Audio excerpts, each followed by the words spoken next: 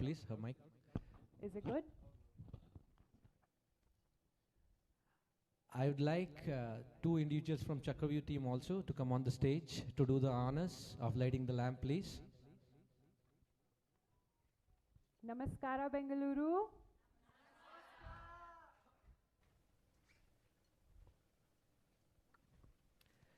Please stand up, everyone. Please do the honors. Vinod.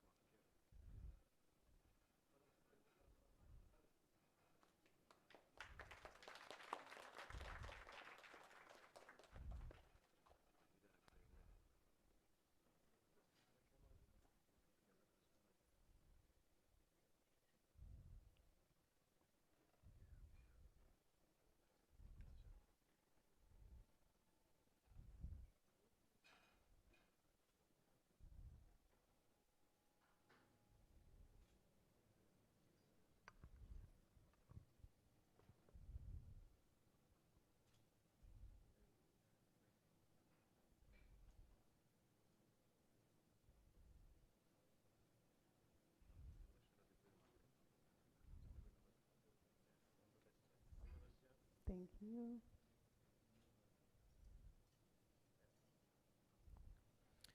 Thank you. You all can sit down. Ellaru koorbodu. And I would like Jasreen to speak a few words. But before that, I want to let you guys know, Jasreen is new to Kannada. She knows Hindi and English fluently. So please show her some love because she is new to Kannada. All right? Yeah, thank you. Jasreen, all yours.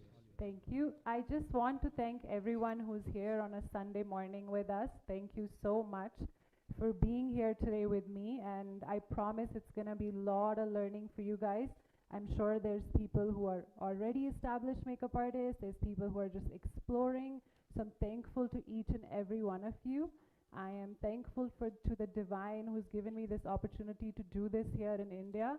I'm thankful to my family, my husband for supporting me. And I am really thankful to my team, Chakravyuh Creative Labs, who has supported me, worked countless hours since I've landed. I don't think we have looked at the clock since I've landed here and even before just to make this event happen. So I'm so thankful to all of them, and I would like them to say a few words before I begin.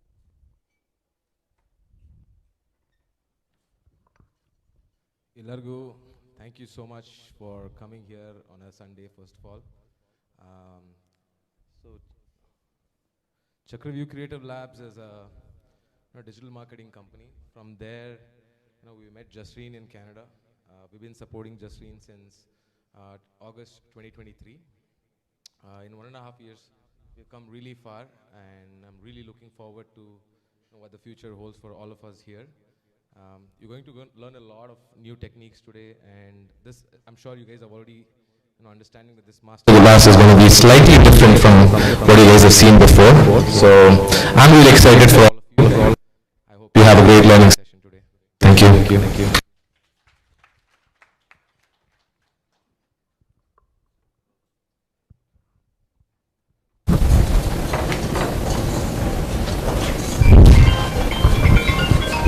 So ನಮಸ್ಕಾರ ಎಲ್ಲರಿಗೂ. S ನಮಸ್ಕಾರ. So ಹೇಗೆ ಅನ್ನಿಸ್ತಾ ಇದೆ ಕೆನಡಾಯಿಂದ ಬಂದು ಒಬ್ಬರು makeup artist ಬಂದು ಇಲ್ಲಿ ನಿಮಗೆ ಟೀಚ್ ಮಾಡಕ್ಕೆ ಹೊರಟಿದ್ದಾರೆ. So how you guys are feeling actually so ಇಲ್ಲೆಲ್ಲರೂ ಮೇಕಪ್ ಮುಂಚೆ ಕಲ್ತಿದ್ದೀರಾ, ಬಟ್ ಅದು ಈಗ ಇಲ್ಲಿ ಕೆನಡಾಯಿಂದ ಬಂದು ಇಲ್ಲಿ ನಿಮಗೆ ಟ್ರೈನ್ ಮಾಡಕ್ಕೆ ಬಂದಿದ್ದಾರೆ. So how you guys are feeling first of all? So definitely actually so ಮುಂಚೆ ಎಮ್ ಸಿ ಅವ್ರು ಹೇಳ್ದಂಗೆ they have got certified by blank McDonald and ಅಲ್ಲಿಂದ ಇಲ್ಲಿ ಬಂದು ಆ ಎಕ್ಸ್ಪರ್ಟೀಸ್ನ ಇಲ್ಲಿ ನಿಮಗೆಲ್ಲ ಶೇರ್ ಮಾಡೋಕ್ಕೆ ಹೊರಟಿದ್ದಾರೆ. So and I Wish you all the best, Jess. Stage is all yours. Thank you. Yeah. Thank you. Thank you.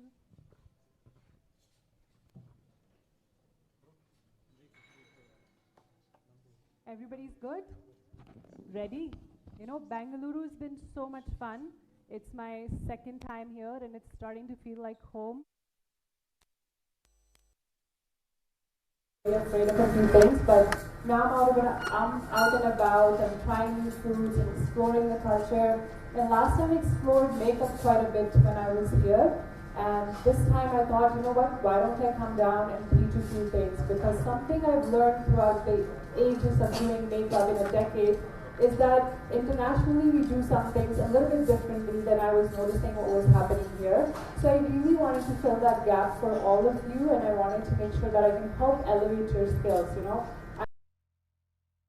When I chose makeup, you know, just out of high school, I said, I'm going to do makeup, and my dad said, okay, you want to do makeup, you don't want to do conventional studying, I'm there for you, but make sure you do put your best foot forward. So I have done last 15 years makeup, cosmetology, laser hair removal, skin tightening. We talk. Definitely. Yes. Very good morning. Good morning. Happy to have you here, Thank and good to see you all here. Thank you. Thanks. I just wanted to learn about that. So can you just let me know more about that thing? Yes. So cosmetology is not just makeup, it's anything to do with beauty is considered cosmetology, okay? So when you're doing practice of facial, threading, waxing, manicure, haircuts, what else would come? Microneedling, permanent makeup, nails, anything that you can do to enhance a beauty of the other person falls under cosmetology, and we teach all of that in Canada. And makeup is a unique part of it. So makeup is a part of cosmetology. Cosmetology is a big umbrella, you would think, and everything else falls under. Perfect. I don't know how to use this. Oh, wow. This is easy, guys. Okay, I will move over to the side. Okay, so what we are going to learn today is sanitization and disinfection. I want to go over why it matters, why is it important to keep your tools clean, your kit clean, how to prevent any bacteria from spreading. You know, what I notice on Instagram is people just use the lipstick directly. Like, I notice that on so many videos, like wonderful people doing wonderful jobs, but what if somebody has a cold sore, some infection going on, and we're gonna spread that across? What's next? So I want to go over understanding skin types, because not everybody is the same skin. Sometimes people are dry, sometimes people have oily skin, sometimes people have normal skin. And you know what? Sometimes the weather plays a big role. So something I'm noticing in Bengaluru is that you guys have humidity here. Where I come from in Alberta in Canada, we don't have humidity. So we have very different environment here that I'm playing with. So the first day I did my makeup, I was like, what happened? Then I realized that there's humidity in the air. I do want to go over the importance of nutrition for healthy skin, what foods to eat, what not to eat. Not just for your customer, you are standing on your feet all day. This job requires you to be physically active, you know. You can't just get somebody else to do makeup for you. This is your skill that you're bringing forward. So you want to make sure you're also healthy and you are staying on top of your health. Imagine a bride getting married and you have flu. In our business, you cannot call in sick. At least on a job, you can be like, boss, I'm sick. Who are you going to tell you're sick, right? It's your reputation. So you want to make sure you're eating healthy as well. And then I'm going to do a makeup demo. After the makeup demo, I'm going to go over my favorite products that I have liked in decades of doing makeup, and hopefully I can do some justice, because I know some of the products in India are a little bit different. So we will do a Q&A session on, you know, what we can get, which is equivalent. I did scope the market to make sure that everything I'm presenting is available in the market here. Yes, so my product recommendation I already, and I will tell you guys some budget-friendly options and some luxury items. And I would always suggest that don't shy away thinking that your clients will never pay more. There will be a time where people will pay more. See, people drive Beamers and people also drive Hondas, right? It's not that they're both good or bad cars. At a point, people will spend the money when they have the money. So be prepared for that day as well, when you can charge I have heard in India absurd amounts, like 1 lakh or over for makeovers. I was like, wow, I should just start doing makeups here. Perfect. So you will all be getting this PDF, I think, mailed out to you guys. So you can make some notes. Shut it. They're all getting PDFs. Perfect. So you'll get these PDFs on the email to take a look at as well.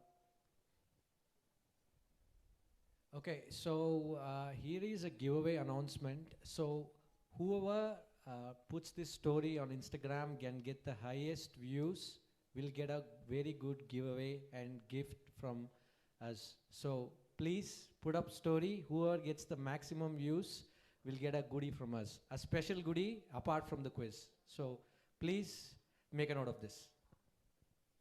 Vachan was studying last night to attempt the quiz because he wants to win. Okay, so why does sanitization matter, you know? Because you are basically playing with someone's skin. For everybody, face is the most important part, right? Everyone is always like, I don't want to wax my face. Please be careful when you're doing my threading because it's a really important feature. So people are very careful. So we want to make sure that we are doing everything to avoid infections.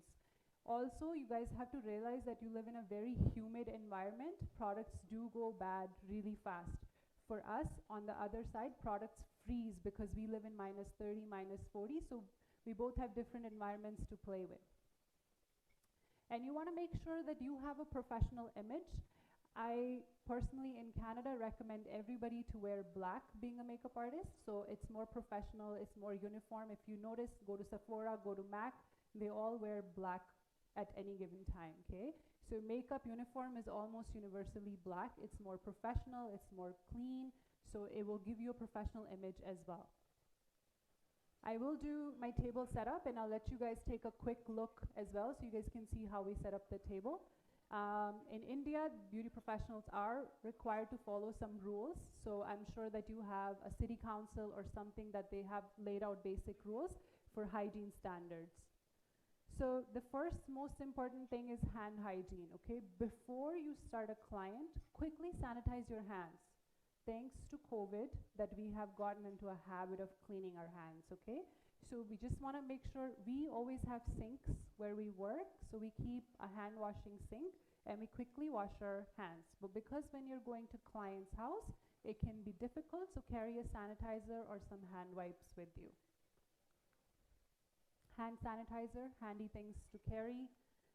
Make sure your hand sanitizer has at least 60% alcohol in the ingredients, okay? Any questions so far? No? Okay.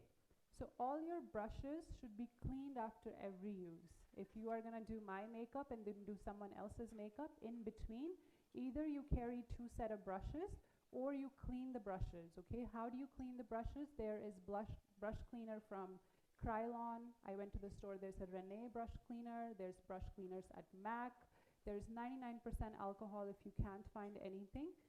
That's I saw on Amazon.in. I didn't see any stores that have them available, so any of those things you can quickly clean your brushes with is amazing. All the tools that you have, I'll show you how to clean them as well. On a weekend, maybe weekends are busy for makeups, but on a day where you know that you don't have clients next day, once a week, do shampoo your brushes with a mild shampoo. Use a baby shampoo or a brush shampoo, quickly wash them, rinse them, and leave them to dry.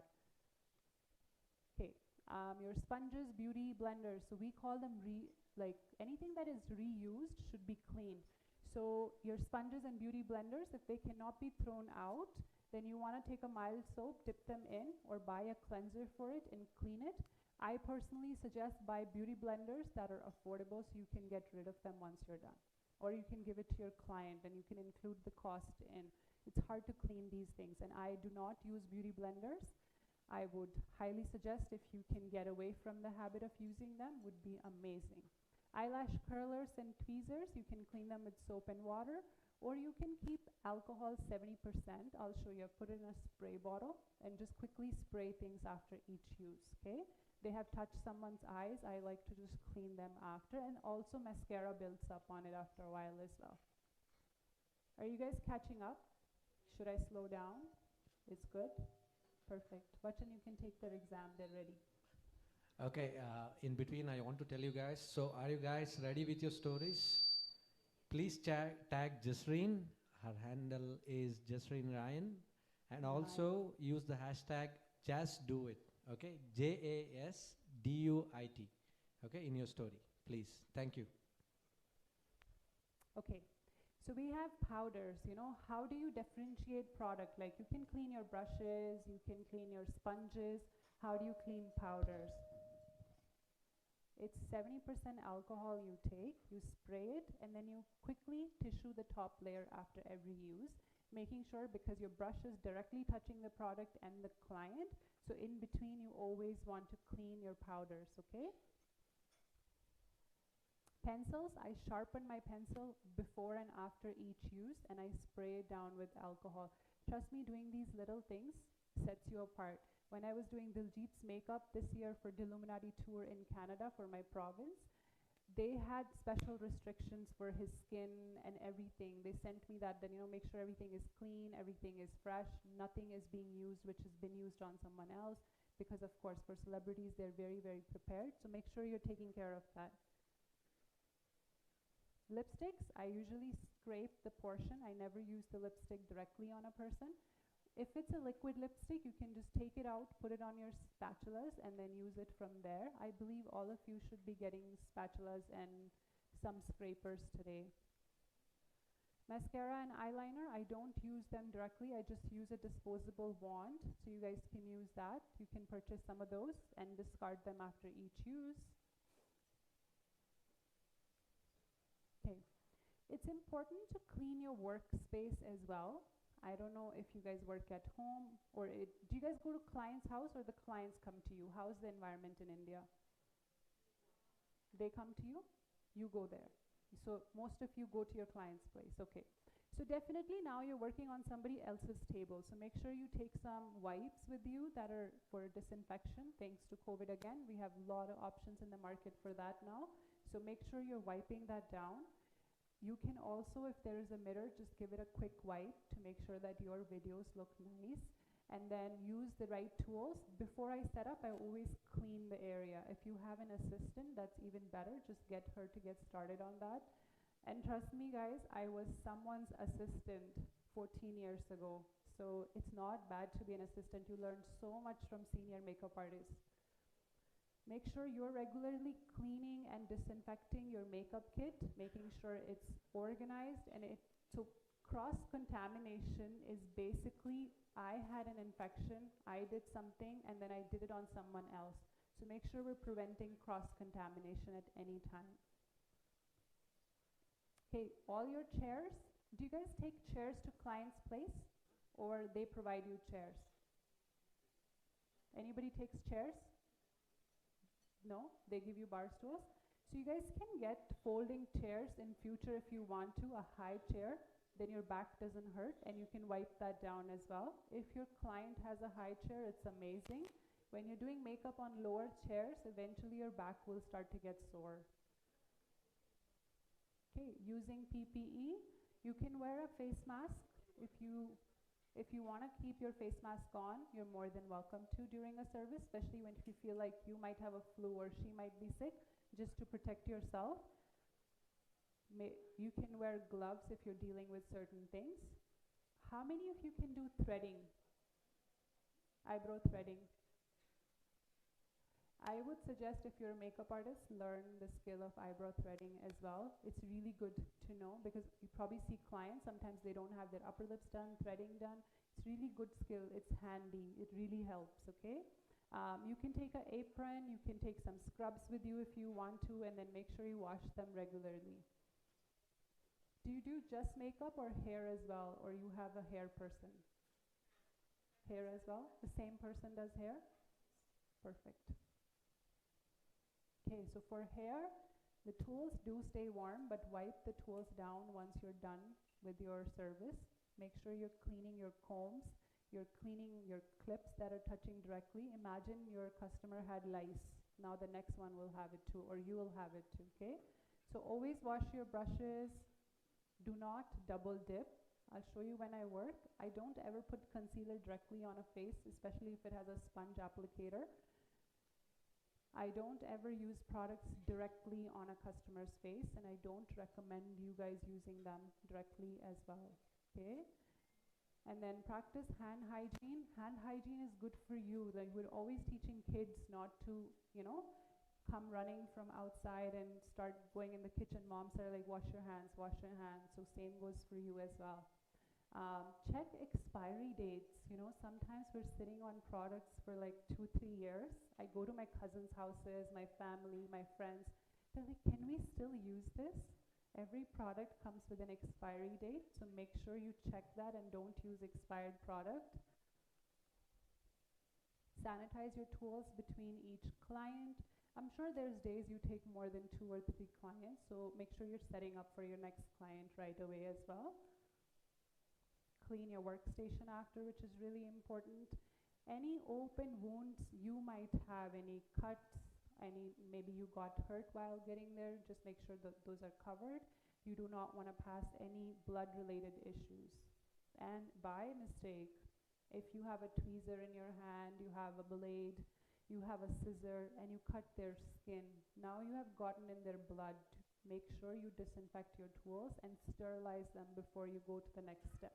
And store your products properly. Please do not leave your makeup in full sunshine, right? Some of the rooms get, like I was in a bedroom a few weeks ago, which was fully sunny in the morning, so I would not leave my makeup there because it'll go bad eventually, okay? Because we don't keep the AC running all day here, so make sure it's in a dark and a cold place. That does not mean your fridge. And you can replace sponges and puffs. Disposable ones are really good to use. I would suggest, something I noticed here, is the eyelash glue goes bad. You can take rice, not cooked rice, uncooked rice in a Ziploc, leave it there. It'll prevent humidity from entering any glue that you have, okay? And avoid breathing on the products directly. Any questions so far? All straightforward, makes sense? Everybody's good? Okay, perfect. Okay, my best and favorite part, understanding skin types.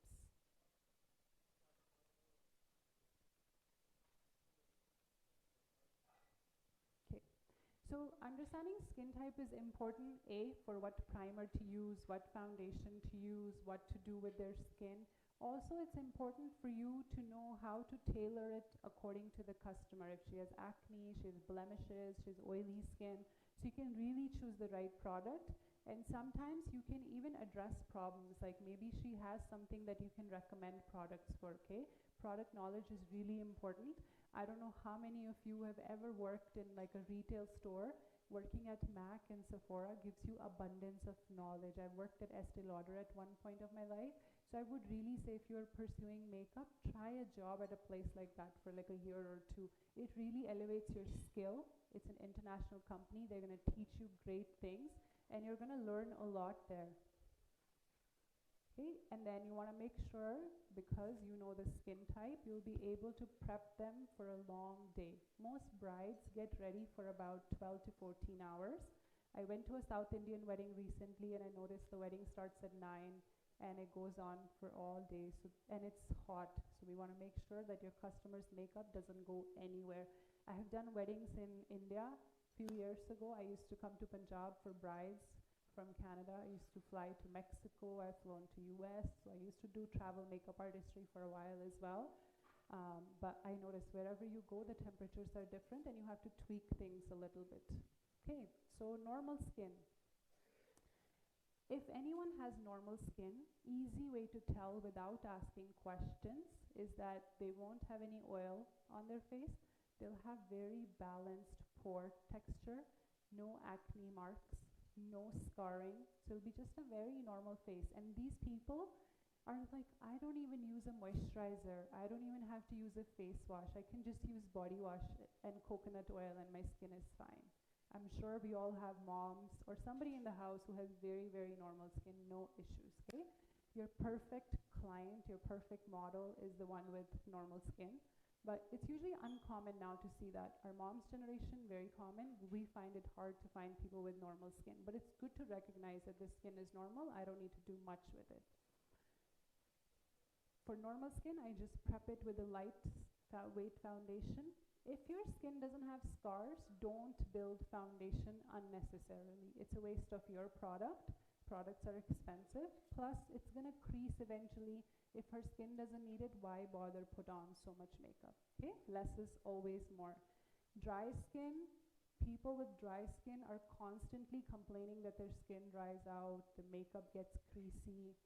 I don't know, for people with dry skin, in the morning when they wake up, this area is very tight. So they're usually like white flakiness in winters. Might be uncommon in Bengaluru because the temperature is humid. Anybody has dry skin? Nobody has dry skin? Hello, best friend. Nobody else has dry skin. Perfect. And even if you have dry skin, there's so much humidity in the air, you might not feel it as much, okay? If somebody has dry skin, make sure you're hydrating them really, really well. I'm gonna go over my step procedure for skincare and show you how it's done step by step, so I'll prepare you for that after. I also, right around this area, I prep them extra, and under eyes, I prepare them a little bit extra as well because the skin is dry. And the older you get, naturally the skin gets dry because the collagen, the elastin of the skin starts to reduce. Is that me? No? Okay. So oily skin. How many of you have oily skin? Who doesn't have oily skin? I have oily skin. And the temperature here makes it very, very prone to having oily skin. Your pores are enlarged for oily skin, acne scars, marks, a lot of blemishes, and we deal with a lot of those clients, okay? I'm gonna show you how to prep oily skin. I would personally suggest do not ever use gel-based product, although they are being sold in the market. Sometimes the makeup starts to roll off. It's because of that gel that it starts to roll off. So I'll show you how to prepare for oily skin, but don't use gel product. It's my personal tip I've picked up in time, okay?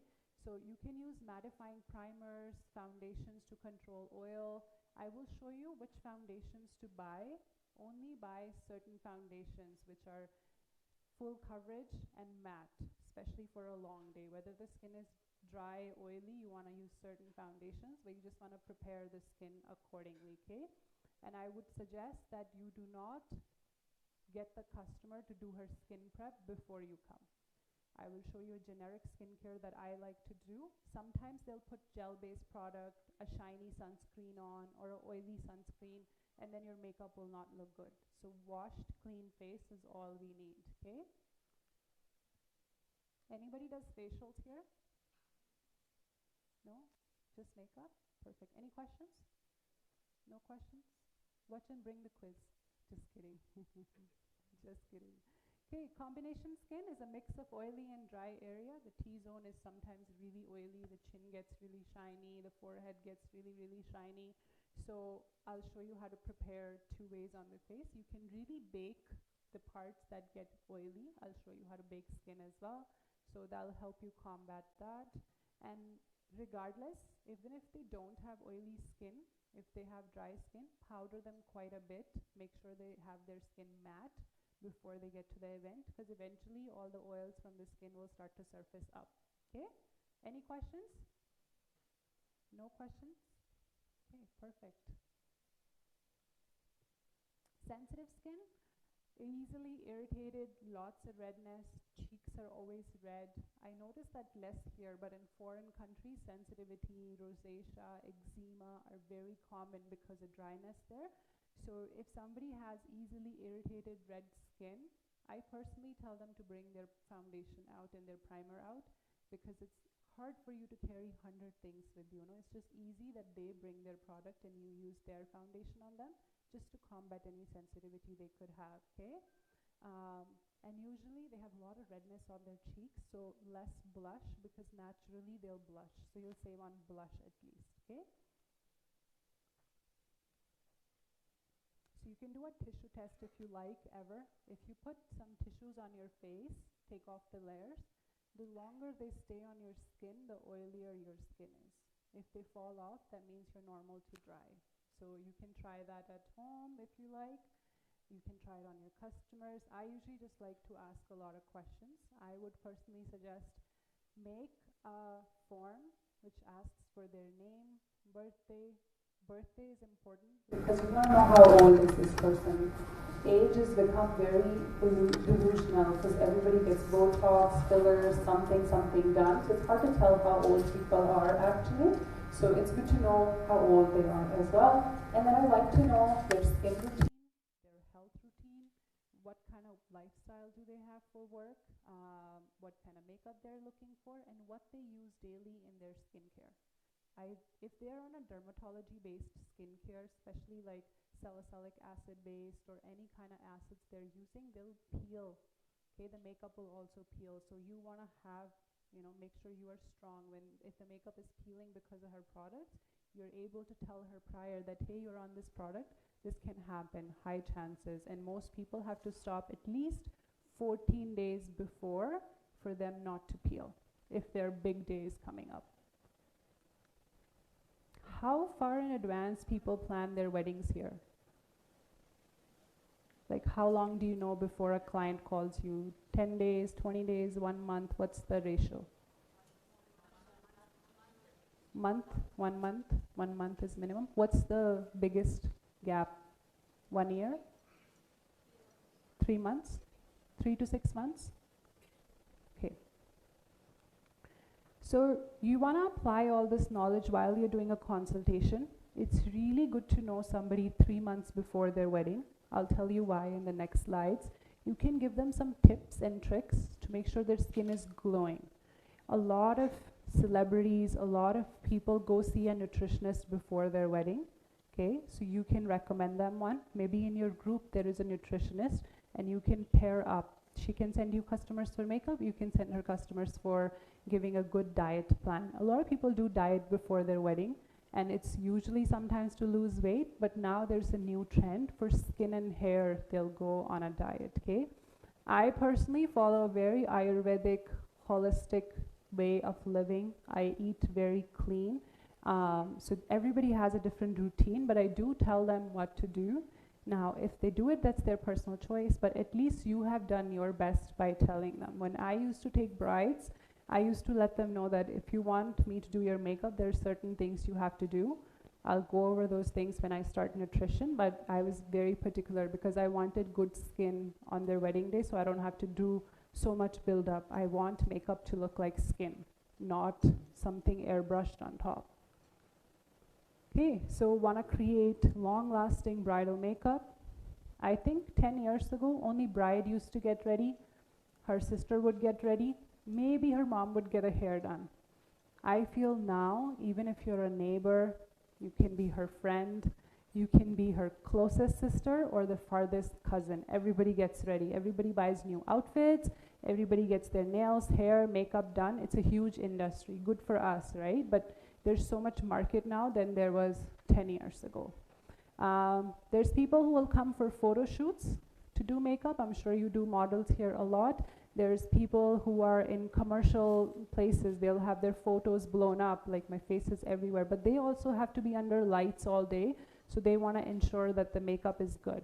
Anybody who works for celebrities, they have 14, 16-hour long days, and they don't put so much makeup on. The makeup is very light. Even celebrity brides have very light natural makeup, but it's just set very particularly. So I'll show you how to set the makeup for that. Anybody who's in special effects makeup, prosthetics, if a customer is bleeding or any of those things that are shown on film and TV, that's also a part of makeup if you want to learn that. And then everyday clients, you'll have people who sometimes just come get makeup done for a wedding, for a bridal shower, for a sister's wedding. We have a cycle, I'm sure it's here as well. Pre-wedding people get ready, then they'll get ready for engagement, then they'll do their wedding, henna, haldi, reception. Then she's gonna get pregnant, maternity shoot, post-pregnancy shoot with a baby. There's so many events for just one person usually. Once they decide to get married, you'll have at least 10 times or 11 times if you've done a good job. So build a good relationship as well. Okay, you wanna make sure that you're able to tackle common skin conditions. If somebody has a skin problem, you're able to figure that out when you're setting up for their makeup. You want to make sure that you're using products that are good for acne as well. Use lightweight foundations with buildable coverage. Dry skin, I would apply hydrating primers and creamy foundations to prevent flakiness. I would use mattifying products for oily skin, and I like to bake them a lot with oily skin. And then anybody with sensitive skin, I use hypoallergic products. And rosacea, I would use some green primers. Anybody here has rosacea, eczema, any of those? Do you guys know what it is? Okay, so rosacea is basically somebody whose cheeks are very, very red and very thin texture on the skin. All you see is a lot of redness, probably on very fair white people. If you see a lot of white celebrities, a lot of rosacea on their cheeks, okay? Eczema is when your skin starts to dry. You would probably notice on your elbows, your knees, it's like white, peely skin that happens. You have to go in very dry climates to trigger it. Humidity is really good for eczema. Okay. Essentials for skin prep. Few things you should carry in your kit. A good cleanser, because I don't know if a customer is going to come with her face washed. A good toner. Do not carry alcohol-based toners. A good moisturizer. There is a basic moisturizer a makeup artist should have in their kit is Embryolisse. It's always perfect moisturizer to have in your kit for any skin type. And a good primer, so hydrating primers, mattifying primers, color correcting primers. If you see a lot of customers with blemishes, Makeup Forever has an orange primer, great primer for somebody with a lot of blemishes and marks, okay? Exfoliant is something I don't carry in my kit, but I'll carry exfoliating pads from First Aid Beauty. If somebody has clogged nose, clogged T-zone, I'll quickly wipe them with the Radiance pads. But I expect my brides to get a facial prior to their wedding, and here as well they have a pre-bridal package. They usually go get a facial, so you're pretty good to do their facial. What's the quick tip? Okay, I avoid serums and sunscreens on the wedding day because they reflect back. If there is a sunscreen that is no show, I would still avoid it because most products have SPF 15, especially in the foundations, so you don't need to use something like different sunscreen and then a different foundation. Just one foundation is good enough.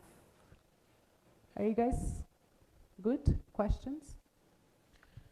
No? Any questions? Either everybody is using their notepad really well and have questions at the last, or if you guys are not comfortable, ನೀವು ಕನ್ನಡದಲ್ಲಿ question ಕೇಳ್ಬೋದು. We'll pass it on to Jess. If you have any questions or any concerns, you can ask in Kannada. We will pass it on to Jasreen and get your answers. Thank you. I also understand Hindi, guys. Yes. I grew up a few years in Delhi, Rajasthan, so I do understand Hindi. We do speak Punjabi at home, but I do speak Hindi as well. I do not leave any Bollywood movie when it comes. We go watch everything. Okay. So basic things, you are removing any dirt, oil, residual makeup, and you're cleansing their skin. You can use makeup remover wipes. You can use, what is that thing that I see here? Cleansing milk to remove makeup quickly and then wash their face. It's easy. Exfoliation is done to remove basically the top layer of skin, the stratum corneum. So you want to make sure you're removing all the dead skin cells. That's not your job. That's a facial therapist's job, but you might have a customer who did not exfoliate themselves really well. Give them exfoliating pads so they can quickly wash off their face, okay? Hydrating and moisturizing. I don't use serums when I'm setting up my makeup for a customer. Serums usually have a very gel-based consistency. I like to use products that are very tacky, like they kind of like stick to the skin and they leave like a touchy feeling behind so that the makeup sticks on really well. I prime their face all over. Sometimes I'll prime T-zone separately and cheeks separately, okay? And then they can apply sunscreen if they want to. Maybe they came, got some photo shoots done, and now they're leaving, they're taking off their makeup, it's okay. If I'm setting up makeup, I don't apply sunscreen. Nutrition for healthy skin. Anybody here follows a diet? Nobody? I should not talk about diets. I've been eating out so much here. Like, I don't think I've left a single restaurant alone, but food's good here. Anybody follows a diet? Anybody seen a dietitian and maybe not followed it? Okay. Anybody seen a nutritionist? No. Okay.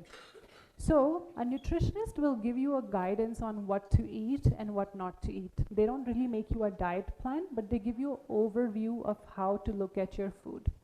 Our Indian diet is the best diet across. It has holistically the right approach of food, okay? We are so balanced. We eat, if you look at a good food palette that our moms usually make, it has good source of protein, prebiotics, probiotics, fiber, carbs. It's a holistically well-made thing. Food made at home is really good to eat. So, essential nutrients, I'll go over that after. If you wanted to be getting makeup done from me and certain other makeup artists, they tell you 3 months before or at least 60 days before, you start drinking hot water in the morning with half a lemon. Okay, you boil water, you put half a lemon in there and you drink it. If you have a very acidic body where you feel like as soon as I drink lemon water I get an acid reflux, then you can do cumin seeds, fennel seeds and a little bit of coriander seeds, boil them and drink that 1 cup in the morning, okay? That was usually my recommendation to anybody who was getting makeup done by me to do that. And the next thing I usually tell them, here they can use pomegranate, full pomegranate in the morning. It really detoxifies your stomach. Your skin glows very differently. Over there, we tell them to eat blueberries, celery juice. The berries are a little bit different. I know blueberries are available here, but why eat blueberries? You guys have pomegranates. Like, it's hard for us to find that, but I would much rather eat that in the morning, okay? And then I suggest them that instead of having 3 meals a day, eat 2 meals, brunch and an early dinner. Simple, keep it easy, simple. Try not to eat out for at least 30 days, especially fried foods. And try to eat food with less preservatives and less sauces. Anything that has a list of ingredients, Maggi noodles, pasta, is not the best for you. The product, if it's an apple, it should be just an apple, not apple, cinnamon, sugar, so many other ingredients, okay? So for your good skin, you want to make sure you're eating things with vitamin C, pomegranate, oranges, lemon, so that your skin glows from within, okay? Broccoli, peppers. Is broccoli available here now? Perfect. Okay, vitamin A will reduce, it'll repair skin tissues, it reduces acne. It's available in sweet potatoes, carrots, spinach, and eggs. I do recommend eating 1 sweet potato a day as well. Especially when you're on a diet, you won't feel hungry throughout the day. You know, when you stop eating breads, you constantly feel like eating something, eat a sweet potato. Baked sweet potato, not deep fried sweet potato fries, just a good baked sweet potato. Anybody who is on vitamin A medicinally, that goes on the skin for blemishes by a doctor for acne, vitamin A is found in all retinol basically, okay? Their skin will constantly be peeling. Vitamin E is found in avocados, nuts, and seeds. I heard you guys are growing your own avocados, farming your own avocados. That was a surprise to me. I thought it was an imported fruit, but you're growing it. So avocados, nuts, and seeds are really good to incorporate in your diet, okay? So half an avocado, and then maybe they can have some walnuts, pumpkin seeds. Those are really good to have. I don't suggest having too much cashews, really high on cholesterol, okay? Zinc reduces inflammation, so pumpkin seeds and all your legumes, all your dals. What do you guys call dal? Lentils. Okay, all the lentils are really good as well. Omega-3 fatty acids between flax seeds, walnuts, and if you are non-veg, you can have fish. Really good for your skin. It hydrates and reduces inflammation. Inflammation is swelling on the face. You know, sometimes when you're traveling, you're really tired, you're eating outside for 3-4 days, you notice your face is really puffy in the mornings, okay? A bride, because she's been eating out constantly through her wedding, she can have a really, really puffy face. So, of course, you can't be like, eat walnuts, eat this, just do some icing on her face. That would really combat inflammation as well. protein will help support collagen and elastin production of your skin. So make sure you're eating your paneer if you're vegetarian, your lentils if you're vegetarian. If you are not vegetarian, you can have chicken, you can have fish, eggs, at least 2 times a day. You should have a protein balanced diet. So when you look at something like basic things like idli and chutney does not have protein. You want to have idli and sambar. The sambar at least has some lentils in it, okay? So make sure when you look at a meal, you see what is the carb quantity, what's the protein quantity, and where's my salad. Very important. You don't have to go on a diet. Just count what you're eating is usually good enough. Okay, what's next? Antioxidants. So as I said, your blueberries, pomegranates, dark chocolate is really good for that, and leafy vegetables, and green tea. And it's nice, all the salons serve green tea or lemon tea here. Perfect. Like, you can go to the salon once a day and catch up on it. Foods to avoid. Okay, before that, do you want to have a Sip of quick water? Yes. quiz? Sure. Sure. 2 questions. Yeah, why not? 2 questions? Yeah. Okay. So here how it goes, hingagutte antandre iga just 1 to 27 you need to call out a number. Okay? So I'll ask a question. 1 to 27 you take any number, random number of your choice. Okay? You need to take it only once.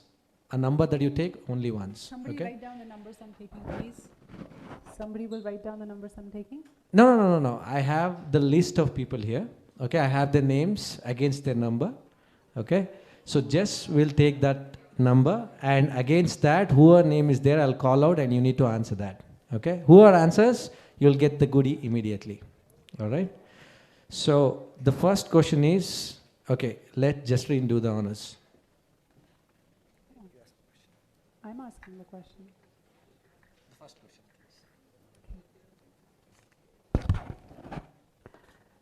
Should you wash your hands before or after the service? Okay, now please tell me the number. Number 9. Number 9. Okay. Vinod N. Okay, I'm coming to you, man.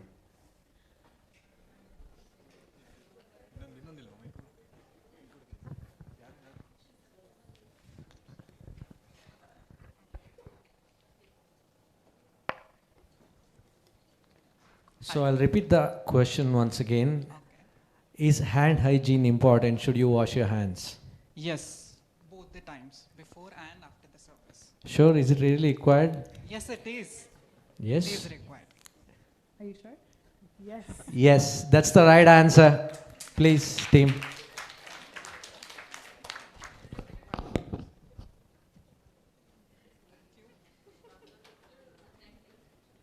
One more? Yes. So the next question is, should the makeup kits be organized regularly? And the number, please. 13. Sorry? 13. 1, 3. Okay, 13 is Divya Naveen. Okay, please pass on the mic to her. Yeah, the question, I'll repeat it for you. Should the makeup kits be organized regularly? Is it required? Yeah, of course. Yes, that's the right answer. Team, please. Should we go on with the quiz, or you have contents too? We'll move on. One more? Okay. Okay, we'll do one more question then. Can you double tip in products? And the number? 25. 25 is Pallavi KM. Okay, please pass on the mic, please.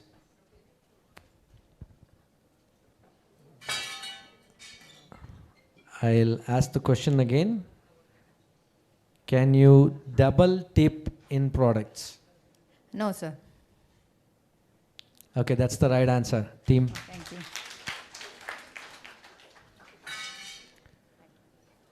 Thank you. The session will continue and there is more quiz. So be prepared, everyone.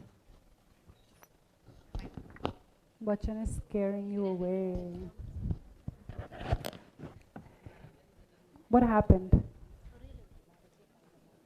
Team, screen changed.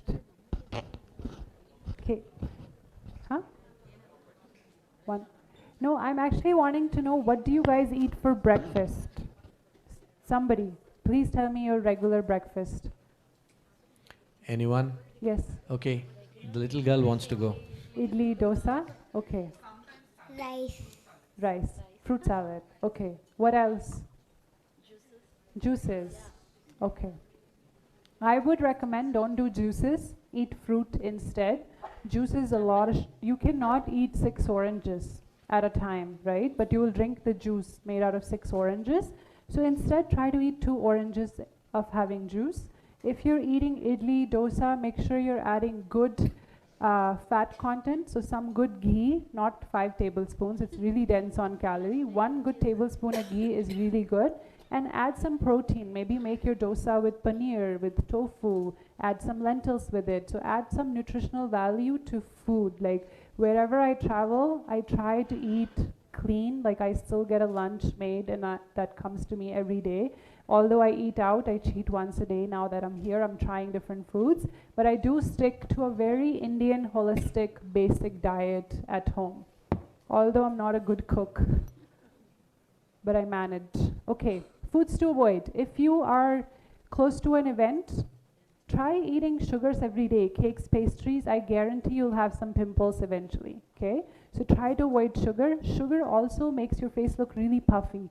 A lot of chocolate pastries, pineapple pastries, I know they taste yum. I've tried them all. And I should be not saying this, but please do avoid them on daily routine. If you are craving sugar, eat fruits, eat dark chocolate. Try to make a habit of it. A diet cannot be given to you. A diet has to be a lifestyle. So you have to change certain things on daily life to make it a lifestyle, okay? My best friend here says, eat a colorful plate. So make your plate colorful. That will also help. Processed foods, very unnecessary, unhealthy fats in them. They contribute to a lot of inflammation. So processed foods should be avoided. Burgers, pizzas, noodles, not the healthiest things to eat, guys. Dairy, some people get triggered to dairy because there's hormones in milk. So if you want to avoid dairy, it's a personal choice. I am lactose intolerant, so I avoid it anyways. But if you guys can avoid milk, milk has a lot of sugar as well. It will really help your skin. All these celebrities are on an Ayurvedic diet usually. I've met a lot of them. I worked with a lot of them, and I know I've seen their lunches come in and out of sets. They usually eat very clean, no milk, no gluten. They're on usually ragi, jowar, bajra, basic things like that. And it's easier to find these things in India. It's so hard to source that stuff in Canada, but here it's easier, okay? Alcohol, of course, we all like a glass of wine, and some of us don't, but avoid it before your big days, okay? Fried foods, I avoid fries. Although any day I would love a good chole bhature, but I avoid it at any cost because they cause me breakouts. So anything fried, pakoras, I know in rain, pakora and chai is really good. Bengaluru, it's always raining here, but I would avoid it, okay? Foods to include. Okay. Fruits and vegetables, keep a count. Have you ate at least 2 fruits a day? And what vegetable you incorporated, okay? I appreciate somebody who makes my lunch, they add some lentils to vegetables. We don't do that in North India, but that's really good way of eating your vegetable, incorporating some lentils. Whole grains, so as I said, ragi, jowar, bajra, really good for you. Healthy fats, avocados, olive oil, just basic spoon of ghee. The food you give to your 1-2-year-old child is really good, okay?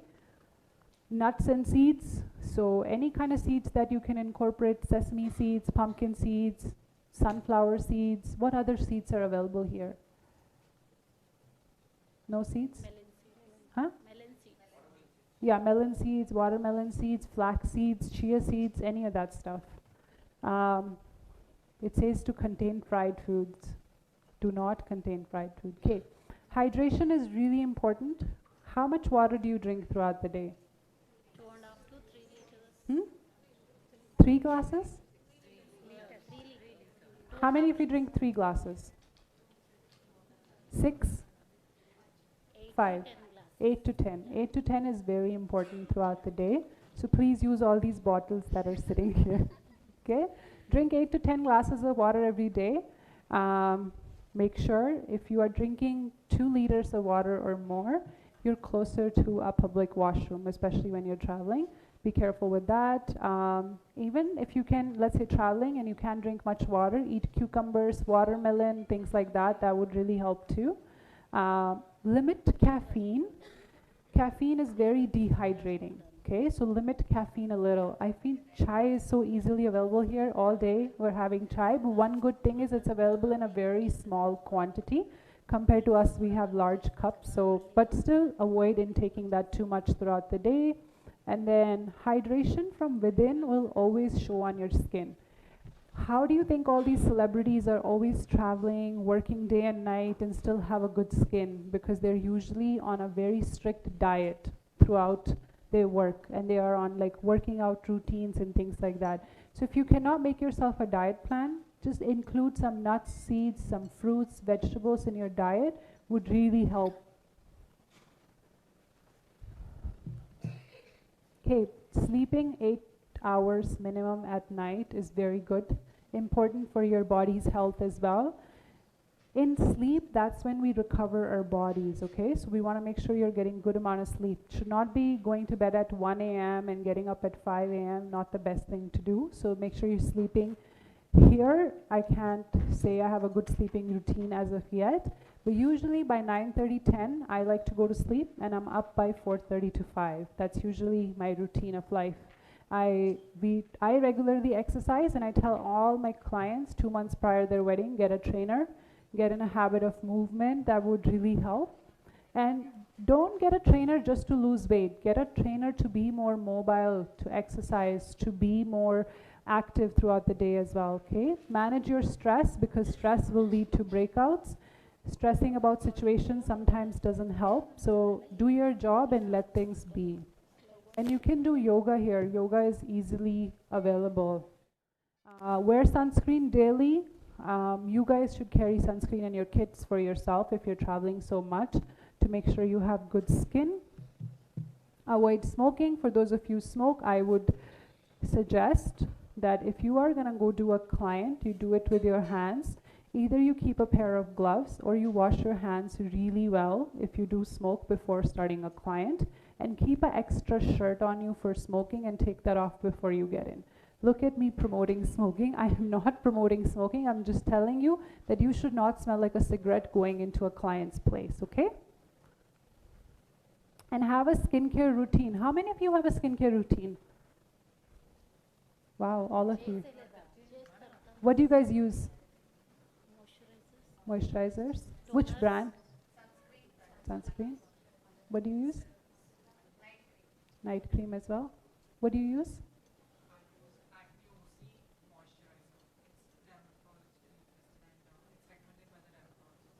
Okay, perfect. Okay, so a cleanser is really important for all of you, a toner to balance the pH of your skin, and then a moisturizer and sunscreen. Sunscreen in the morning only. 4 things you should do for yourself before you do it for your clients is important. Okay, my product recommendations.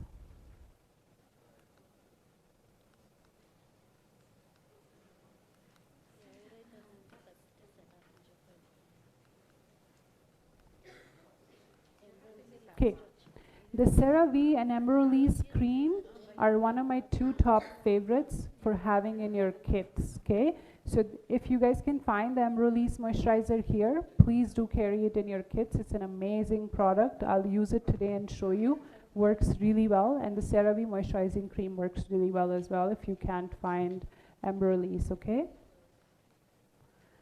La Roche-Posay also has a daily repair moisturizing cream. Is this brand available here? I don't think so.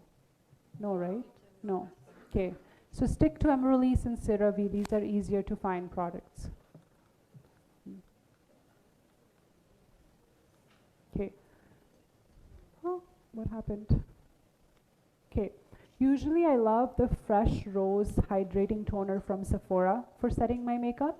I use it under because it's very sticky, so it gives a very good coverage after with foundations. If you can find the Avent thermal water, it's really good. If you can't, I'm sure there's brands here that make spring thermal water in a spray. That's also a really good toner to carry with you, and to also use on yourself is really good as well. Okay.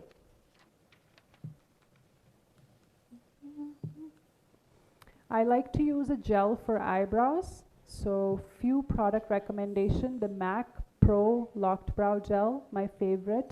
Benefit is not on here. Benefit is really good as well. The ELF, is ELF available here? I saw it on Nika, I think. Yes, Yes, so ELF's brow gel works really good too if you're looking in a budget-friendly option.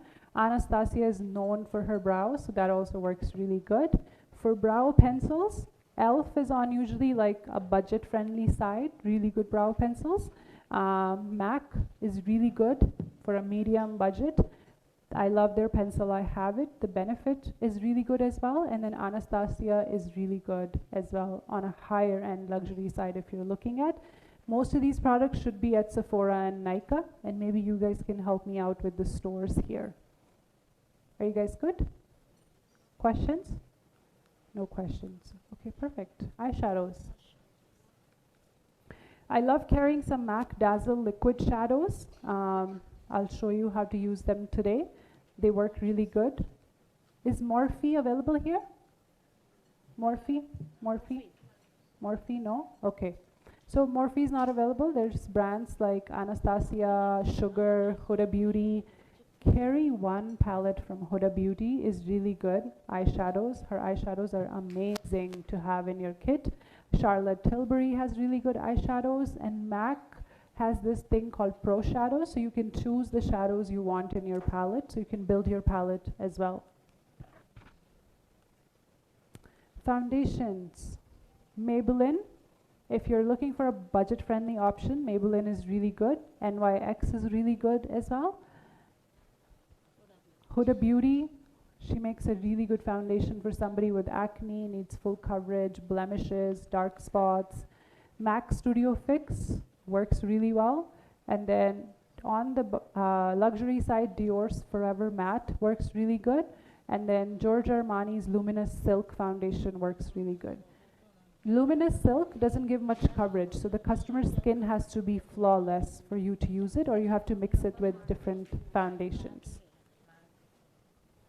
Should I go back? Everybody go, okay, I'll go back. There. Which brands are common here for foundations? MAC?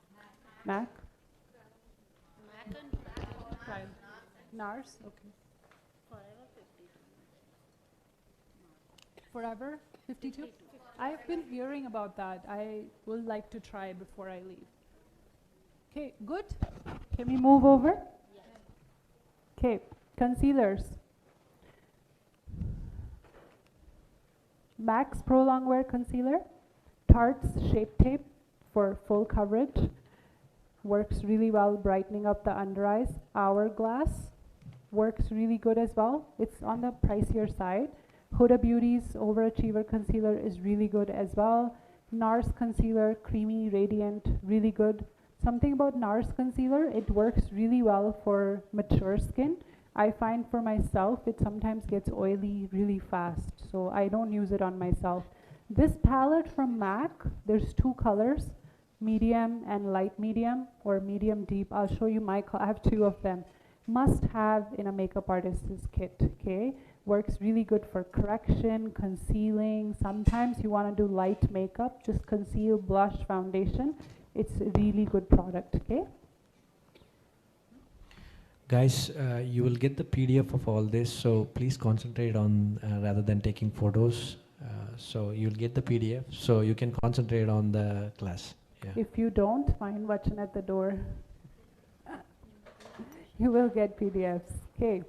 PDFs are more detailed version of things, so you can go home and look over them. If you have any questions, you can reach out to me. For contour highlight, Morphe, good? Any question? No? Okay, Morphe, NYX, Benefits Hula Bronzer works really good. And MAC has a contour palette that works really well. Anastasia has one which works really good. Tarte has one. Most brands have a really good contour palettes that work really good. Okay, highlighter, MAC soft and gentle mineralized finish, a must staple in your kit. There's different colors, so make sure you choose the right color. Charlotte Tilbury has a really good bronzer as well if you want to carry them in your kit. Makeup Forever has built-in palettes like this, which has contour, foundation, highlight, blushes. So kind of does like 14 in one. It's a really good palette to have as well. I won't recommend go buy everything in one go. You should take it as a business. So every time you're investing in something, it's your business, right? So like slowly build your kit. See, what's the most important is foundation, primer, and concealer and powder. Those four things come first. Eventually get new eyeshadows, eventually get new blushes, new lipsticks. Blushes is something you don't need to go buy expensive blushes all the time. ELF has really good liquid blushes. O2 has really good liquid blushes. MAC has Glow Play blushes. Rare Beauty has really good blushes as well. Too Faced has really good blushes. Dior, right now this blush is very trendy, so I've brought it with me. I'll show you guys. It has like almost a very no color, so I'll show you how to build with this.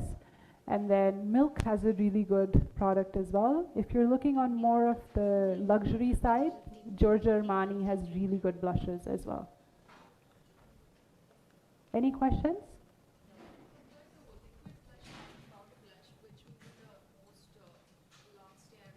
Give her the mic. So comparison between the liquid blush and the powder blush, which do you suggest it will be the best to preferable for the bride? Both. Powder brush. Both. Both will be. So anything you do liquid, you set it with powder. It's a thumb rule in makeup. Anytime you've touched somebody with liquid stuff, you have to touch it with powder. It will make your makeup long lasting as well. For my non-bridal, I skip liquid blush. I'll go directly on powder, but otherwise for brides, I build with both. Okay. Thank you. Let's make this engaging and interactive, like right now. Yeah, let's follow this. Thank you. Okay, Duo's adhesive is really good, black one. I do keep an adhesive for tikka, matapatti, pasa. So I usually just glue them once I'm done the makeup, or if there's a hair person, I'll tell her to glue. Once the makeup is fully set, the bride is satisfied, I'll do my Krylon spray or my Morphe spray or my one size spray. As soon as that is done, I will glue her pieces so that they don't go anywhere with the eyelash glue, okay? So they make sure they don't move. MAC has this thing called Prep and Prime for lips. So when you get there, you can give her that Prep and Prime to prep her lips. Your lipstick will stay longer, it'll look hydrated, and you know how sometimes the lips start cracking? That doesn't happen if you prep with that. And MAC has a strobe cream in pink and champagne, both really good to have. I would use the pink on lighter skin tones, and I would use the gold on medium to deeper skin tones. MAC also has a very good eye primer if you want to use an eye primer. I personally use concealers instead. Huda Beauty has really good primers if you're interested, and this is my personal favorite primer, Dior Forever Glow. That's what I personally use on myself and a lot of my brides when I'm getting them ready. So the products will set you apart, okay? If you're using Dior products, you can charge Dior pricing. There's a reason she's charging like 10,000 and upward for her stuff. Her lipstick is $64. What is that in conversion? Probably 3,000 or above, right? So yeah, if she's charging that much for her lipstick, and there's lipsticks for 500. So if you have that in your kit, you are also able to charge more, and a lipstick will go very far. This primer will get you at least 10 to 15 clients, right? And also you want to make sure when you're using these things, you're charging that kind of price as well. If you're charging like 10,000 rupees for makeup, don't start using Dior. You want to charge at least a good money to make sure that when you're using Dior, it justifies you and it justifies other makeup artists as well. And trust me, when you cut the market, you cut it for yourself, not just other people. You are also one day going to get paid less for the same job, okay? So don't undercut. Estee Lauder has really good illuminating products. The illuminator works really good. Max Strobe Cream is equivalent of that as well. So those two products have really good things. Good, thank you. I'll give this. Any questions, guys, so far? Let's do some question answers. Bachan. So we are ready for the Q&A. So we'll do some questions and then we'll ask some questions. Do you guys have any questions so far? Nothing? I saw a lot of them scribbling on the notepad. Nothing written then? I'm smelling lunch. I have a question, ma'am. Yes. How did we work on puffy eyes? Puffy eyes? Yes. So if somebody has puffy eyes, you can carry jade rollers on you, put them in the fridge the night before, put a little bit of eye cream and roll their under eyes really well. It would help reduce puffiness. If you don't have a jade roller, take ice, wrap it with some towels, and then just work on around that. So just first thing is to reduce the puffiness, reduce the inflammation. So usually that's why I tell people to go on a diet beforehand. Okay? Anybody else? No? Okay. No questions?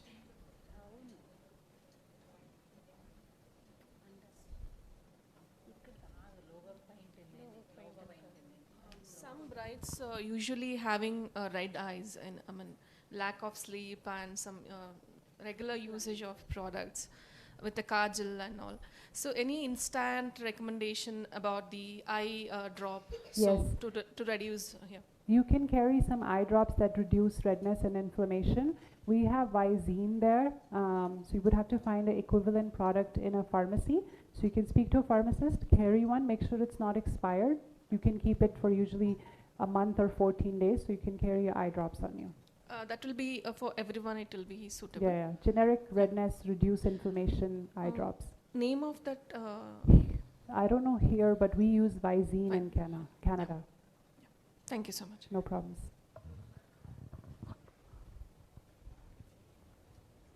Any more questions? Yeah.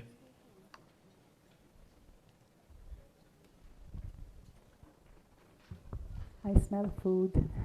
Any recommendation for lip care? Lip care. Lip care? Yeah. Yes. And any lip mask or something like that? Yeah. So lip scrub, first of all, a sugar scrub for lips. Laneige has really good lip masks that you can put on them before you start your service. MAC has prep and prime that you can use, or any good lip balm you can use as well to prep the lips. But if your customer can get exfoliation, you give them a little bit of sugar scrub. I carry some with me, let them scrub, and then I start with lip balm. If you don't have a scrub, carry a towel, small towel, get it under hot water, and just tell them to wash their lips really well with it. Try that you leave the towel there or they use their towel for this.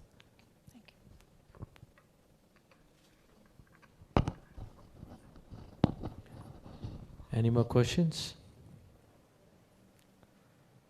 So we will have a quiz then. We will ask questions now. It's our time. Yes. Okay. So I'm going to go with the next question. Okay, where did you stop? We stopped on the third. Okay, we'll go with the fourth question. So, should you put hydrating primers on an oily skin? Number? Okay. Number 6. Number 6 is Anuraj. Okay. Okay, I'll go over the question again. It's, should you put hydrating primers on an oily skin?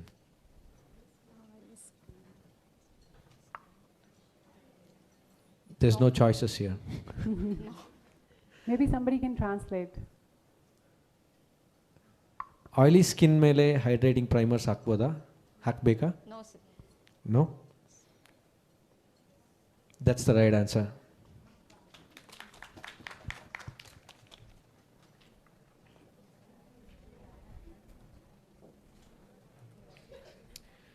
Okay, next question. Should you exfoliate a bride? Number 18. 18? Yeah. Okay, 18 is Sri Devi, NL. Okay, question is, should you exfoliate a bride? So, ನೀವು bride ಅಂದರೆ ಮದುಮಗಳನ್ನ dry skin ಇದೆಲ್ಲ ಮಾಡೋದು ಅವ್ರದ್ದು peel of ಮಾಡೋದು ಅದೆಲ್ಲ ಮಾಡಬೇಕಾ ಅಂತ ಹೇಳ್ಬಿಟ್ಟು, ಅಂದರೆ ಡೆಡ್ ಸ್ಕಿನ್ಸ್ನ ತೆಗೆಯೋದು ಅದೆಲ್ಲ ಮಾಡಬೇಕಾ ಅಂತ ಹೇಳ್ಬಿಟ್ಟು. Should you do it? Yes? No. No. Guys. Let the expert explain why. Okay. So we don't exfoliate the bride usually. The reason is, let's say exfoliation leaves us red. Sometimes it irritates our skin. You can do it 2 days before, but don't do it on the day of, because it'll always, sometimes it can have a reaction. So I don't exfoliate my brides. I do expect them to get a facial. So it's good for them to get a facial tech and get facials involved, but don't go and exfoliate your bride just in case she gets a reaction. Okay? We'll still give her something though. She attempted.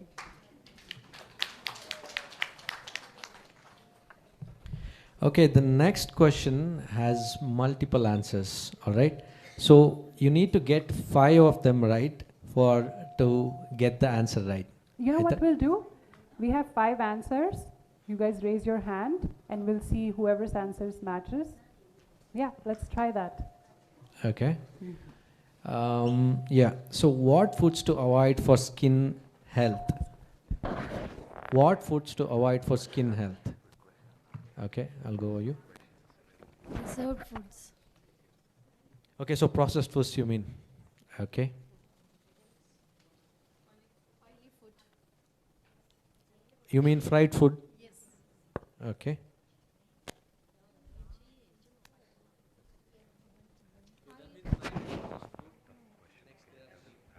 Sir, sugar, dairy. Okay. Cafe. But we have to avoid it, right? Alcohol. Alcohol, yeah, correct. So we have one more. Does anybody else wants to give a try? Okay, sorry. Seafood. No, seafood is not there. Sugar is done. Yeah, that's right.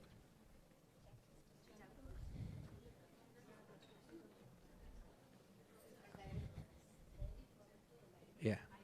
Dairy products. Yes, that's the right answer. So we have got our answers, all the 5. Who's given them the answers? There are multiple people, yes. 1, 2, 3, 4, and 5. Yeah. Vachan, I'll do the last one.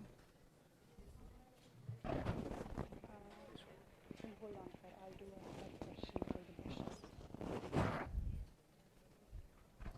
Okay, there are 2 more questions left. Okay.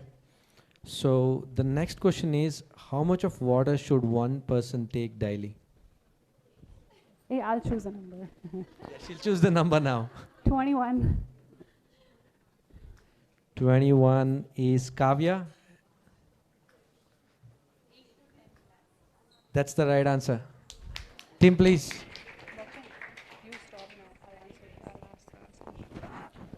Okay, so Jasreen wants to ask a tough question and give out a exciting goodie. So all over to you, Jasreen. Thank you. So I have a brush set curated. It's a 25-piece brush set here that I give it to my students and I work with it there as well. I'm gonna ask a question, okay? Somebody will pick a number from the team. We'll try a few tries. You have to tell me 5 things that have to be incorporated in your diet for you to have healthy skin. Whoever gets that question right will get this brush set, and you pick the number. Number 15. So this time it's one person answering all the 5, okay? Me. Okay, 15 is Rajeshwari. Rajeshwari? Okay, please pass on the mic, team, please.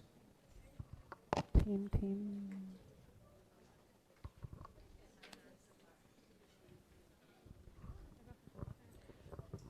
If you don't know all the 5, you can say pass. We'll move on to the next one.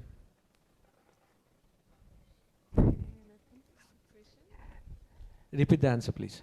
So, repeat Repeat the answer. Sorry, yes. repeat Let the me question. just give Sorry, you the sorry, answer. sorry, sorry. Repeat Yes. the question. She'll repeat the answer. So the question is, what are 5 things that should be incorporated in a diet to have good skin and good hair and good health? First, ABC juice, fruit salad. Okay. No, I'm not looking for the food items. I'm looking for the categories. Okay, she's looking for categories under protein. Stop. Cut it. That's it. He's given one answer already, guys. What is this? Share your brushes are there. So these are the brushes? Vitamin C. No. So we'll pass to the next person. Next number, please. Number 7. Number 7 is Nivedita. Nivedita. Mike?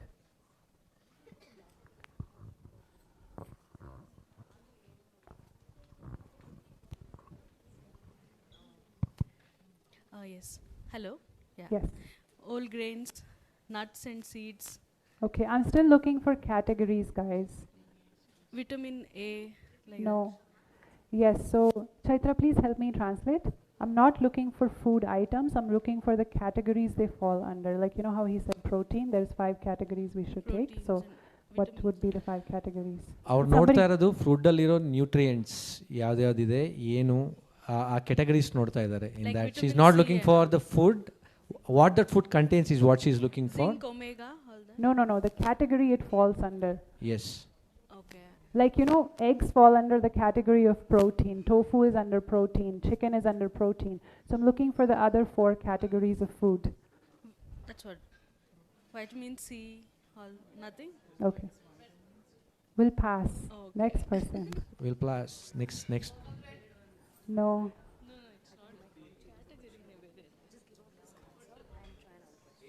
Huh? Number 8. Number 8 is Shruti Nachappa.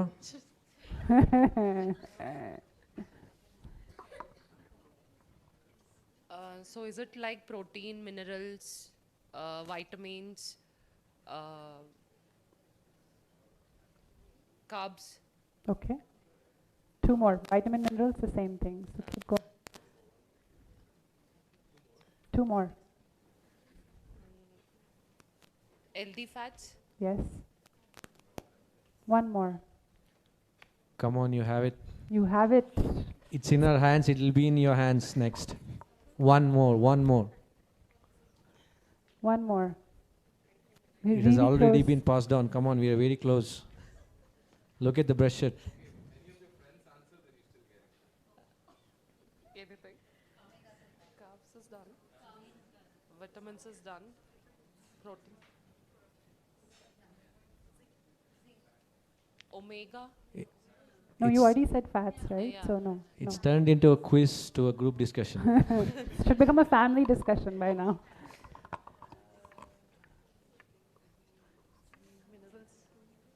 Guys, help her. We're going to pass or We can still, we can still give her it's What's the answer? prebiotics and probiotics, Okay. yogurt. Oh, We were so close. congratulations. So protein is important, fats are really important, prebiotics, probiotics are really important, good carbs are really important, and vitamin and minerals are really important. These are things you should look for when you're eating your foods. Okay? Questions so far? Nope. Okay, so I think we're gonna break for lunch. We're all gonna take, how long is the break? 1 hour. Okay, so we're all gonna take a 1 hour break. Right after the break, I'm gonna do a live demo on my beautiful model. She's probably getting prepped for it as well. So you guys can take a lunch break, Wachan can guide you on it, and then what time is it?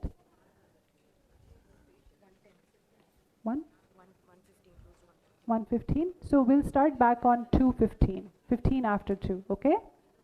Thank you, everybody. They'll get a very special goodie. All right. So remember to tag Jasreen. Her handle is Jasreen Raien 9. That's her Insta handle. I will please use the hashtag Just Do It, which is JASDOIT. Please use this hashtag in your story. And whoever gets the maximum views, they'll get the special prize. Okay. You can just edit it. Hashtag JASDOIT. Just do it. It's just do it for Nike. It's just do it for Jasreen.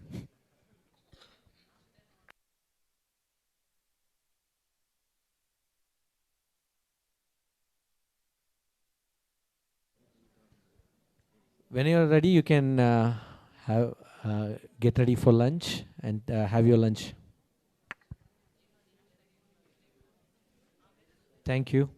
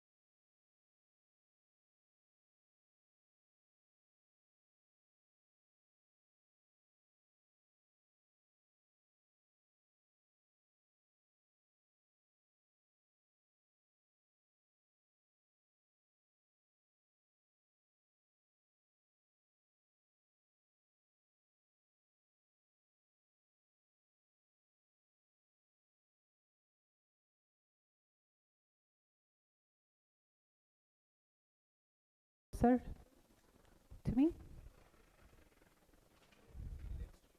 Oh, live stream. Okay, that's fine. Leave it here. Okay, so I'm gonna walk you through the demo that I'm going to do. We're waiting for the model to come down, but I want to go by step that what you should do, what product to use, and feel free to ask me questions and tell me when it's not making sense.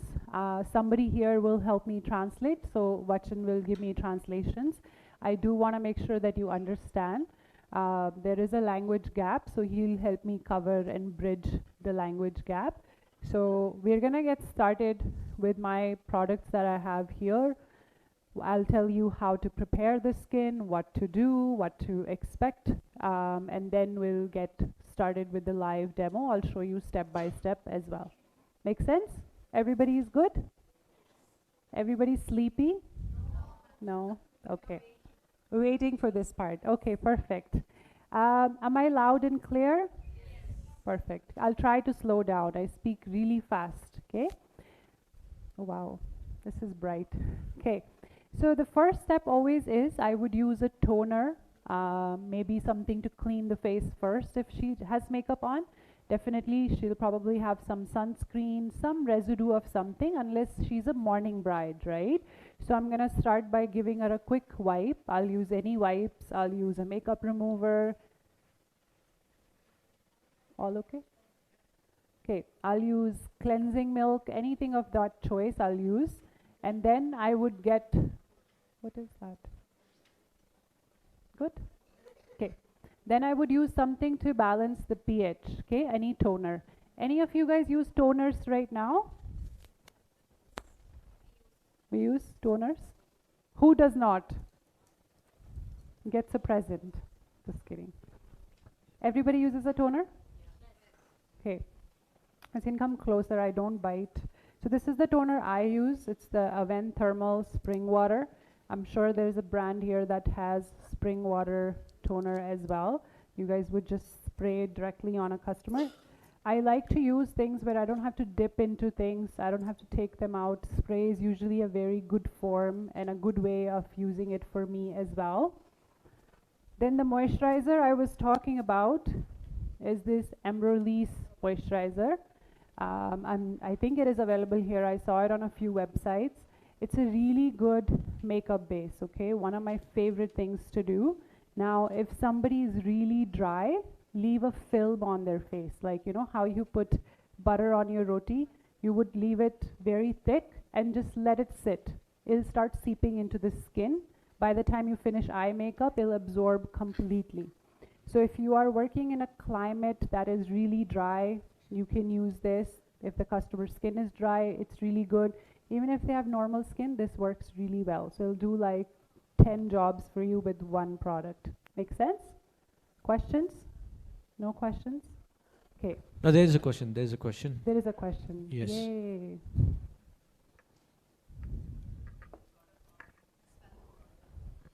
Okay. They want to know the product, the name of the product, if you can spell it. Okay.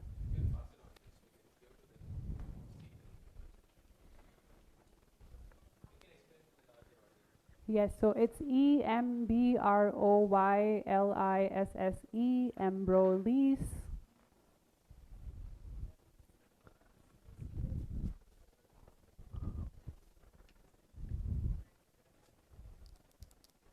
Okay, so next step. What's the next after moisturizer? Primer. Good. Perfect. So we're going to skip sunscreen and go directly into a primer. Okay, so I have two of my favorite primers here. I have MAC Studio Radiance. It's a moisturizer and a primer. Okay, in Bengaluru I've noticed it works really well. I don't have to do the moisturizer and then the primer. You can use one product in a go. You don't have to use step by step. You can do this and you're pretty good because there's a lot of humidity in the air. So this does really good job as well under makeup. If you're looking for more of a luxury side of this product, this Bobbi Brown works really good. Okay, it's the vitamin C moisturizer and primer together. So both of these will do moisturizer and priming at the same time. Make sense? Sorry, I don't use sunscreen while doing makeup. I skip. Then wear sunscreen, yes. If it's a event, don't add it. It'll show on the cameras like it leaves a gray finish. So I don't, yes. I just wanted to know if the event is outdoor under direct sun or something, the sunscreen if it is avoided. Yeah, so if the event is outdoor, everybody is asking me for photo shoots because when you're building makeup in this many layers, you really don't need sunscreen for one day event. If it's a personal thing, you are outside every day for work, get a sunscreen that is no show. Okay, so it doesn't leave a talky finish or a powdery and a chalky finish. So use a sunscreen that doesn't show through makeup. They're called the no-show sunscreens. Okay? Because some sunscreens are really oily and they'll leave, like I used Mama's Earth the other day. Good sunscreen, but leaves a very oily finish with makeup. Make sense? So something that is not oily, yeah. Any other questions? Okay, so these are my two favorite primers that I build customers with usually, like oily skin, dry skin. If the skin is oily, sometimes I would prep with a mattifying primer and then build with one more primer. Make sense? Any questions? No questions? Wow. Okay. Huh? Quiz? Oh, you only done 3 steps. They'll all win the prize. Okay, so these are the palettes I was talking about from MAC. What colors are these? Dark and medium deep, okay? I have the dark and the medium deep, usually really good for Indian, South Asian skin tones. This palette is good for correction, highlighting, contour, concealing. So it'll do a lot of jobs for you, okay? When you're investing in a kit, get products that can do more than one thing because it'll pay you back better, right? Instead of getting a contour product, a highlighting product, a correction product, I would buy one thing that can do me different favors. And also carrying all these products there's nobody else who's going to come carry them to your client's house most likely. It's going to be you, your buddy, you or your assistant. So it's all the weight you have to carry, right? So you want to travel with things that are travel friendly as well. Yes? Yeah. Medium deep. Medium deep will work on most of our South Asian skin tones. If you are looking for a little bit darker of a palette, I would use this. I love the orange in it. I have almost finished it, so that's why I have this one. But medium deep is a good one. And you can look for discounts. Like I know they do that 33%, buy 2, get 1 free. So look for those promos when you're making purchases as well. That would really help.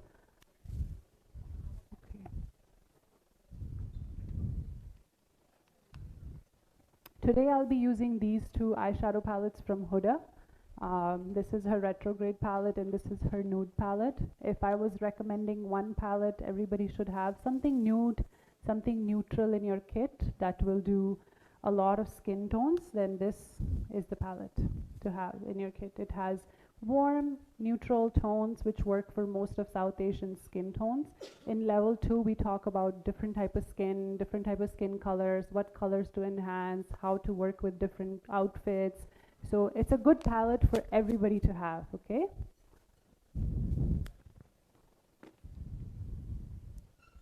I carry this strobe cream from MAC I was talking about, or you can carry Dior's Illuminator Star Filter.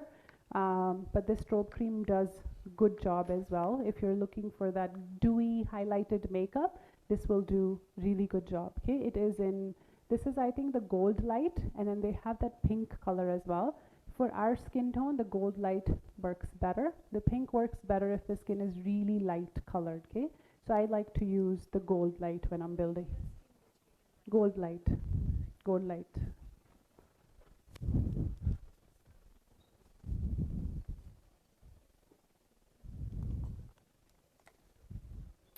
Some must-haves: Laura Mercier's setting powder. Just a good setting powder universally for any skin tone, the translucent one. And then the MAC has these foundation powders called Studio Fix. Every makeup artist should have them in your kit. If you're looking to get just one color, NC40 is a very neutral color that works for a variety of medium to dark skin tones. So NC35, NC40 is really good. If you are working with extremely lighter skin tones, NC25 and NC30. Make sense? Okay, so this is a good product. I'll show you how to use this properly as well.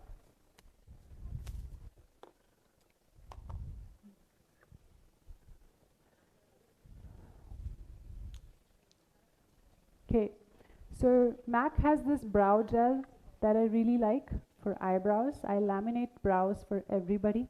I like them lifted up.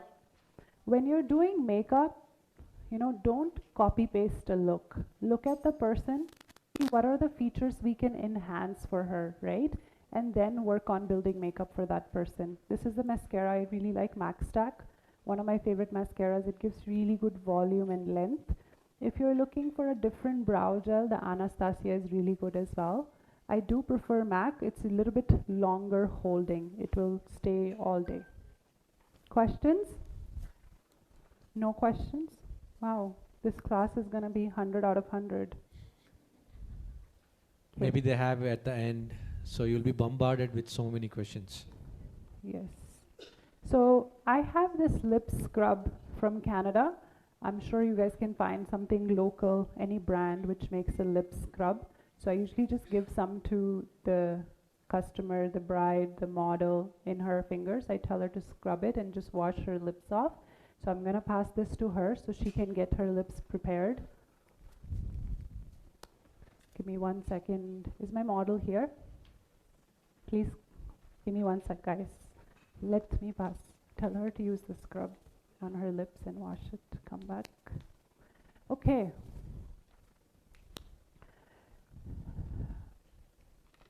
It's a glossy trend right now. Lip liner and gloss is the new thing currently. There was matte trend a few years ago, but currently everybody wants lip liner and gloss.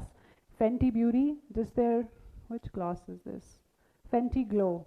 This gloss works really good for our skin tone, South Asian, Indian skin tone. It's a really good gloss to carry in your kit, okay? So if you're looking to just get one lip gloss, I would get this.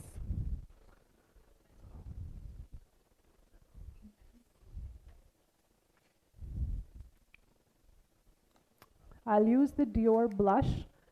I'll combine it with the Rare Beauty blush today. So liquid and powder both. And then this is the Soft and Gentle by MAC I have for glow and highlight today, okay? I'm sure there's products that are very similar. You can do same job with it. So as long as you're getting a gist of it, you are able to do makeup after, okay? It will make some sense. I have 4 concealers. I work more with concealers than foundations. I have the Dior Forever Correct in 2W0. Good for our skin tone if you're looking for a luxury product. I have Becca, really good for our skin tone. I think it's the medium color.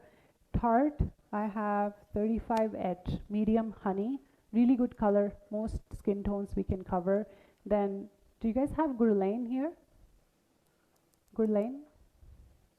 No? Okay, so this is good too. If you ever go to foreign to shop, Guerlain concealers work really well. So if you're in Dubai, Qatar, London, US, America, anywhere, this Guerlain concealer is really, really good. Maybe you have relatives, you can ask them to bring you something. Okay.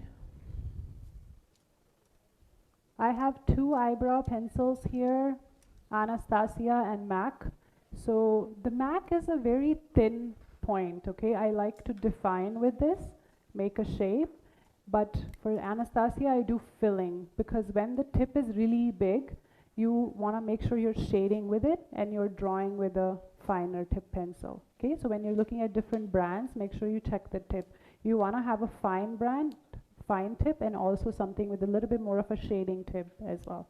You can use brow gel if you like. I like to use brow pencils. It's more natural. I don't like dramatically bold brows on customers. Okay, 70% alcohol should be in a bottle, in a spray bottle, always with you. A brush cleanser, cleansing milk, some makeup wipes, Q-tips, cotton pads. All these things are really important. And what I do is anything that is powder, once I'm done customer's makeup, I usually just spray it from far. That's how I sanitize all my product.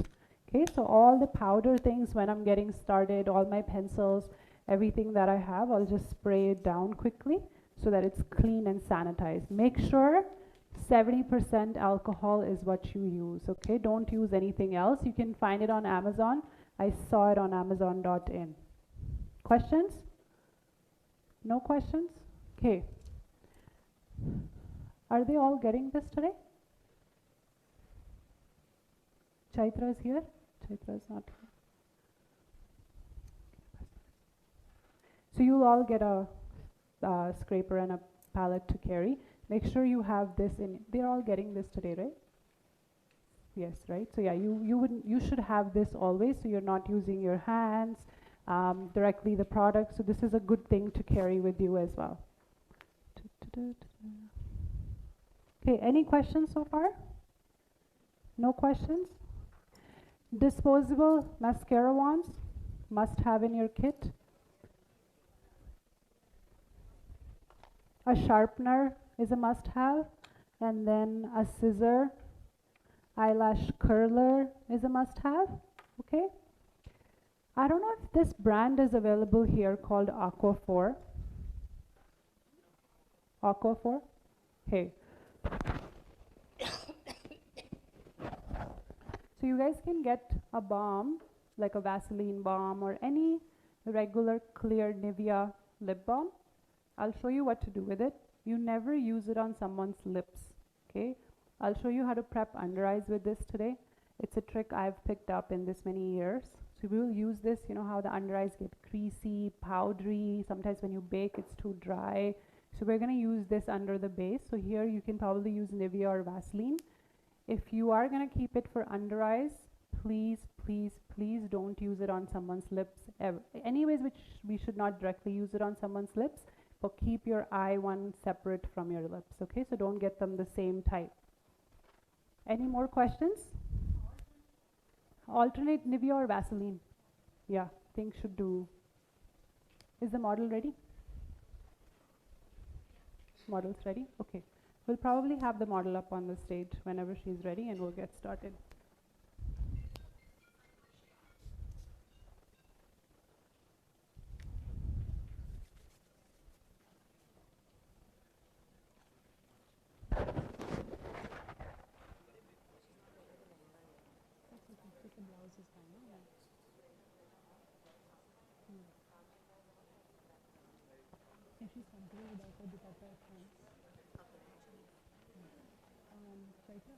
Do they want to move closer? Do they want to move closer so they can have a better look?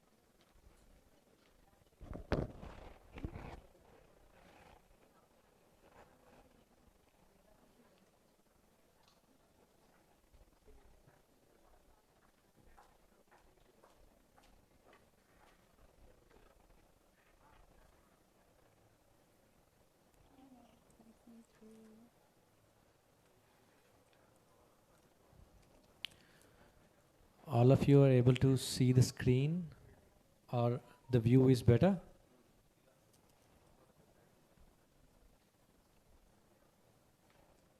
Yes?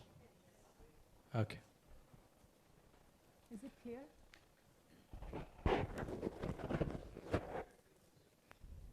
Can everyone see?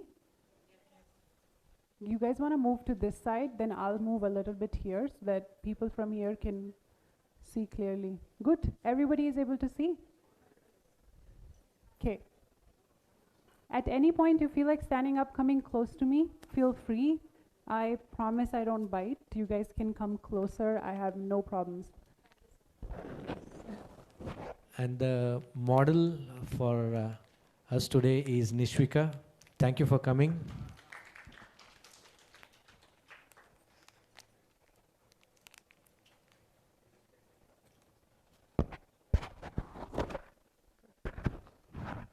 They're just fixing the cameras. I'm gonna get started with wiping her face.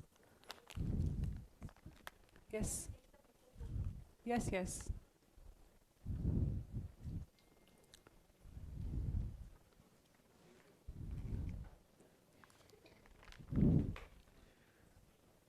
You folks are free to maneuver your seats as per your viewing.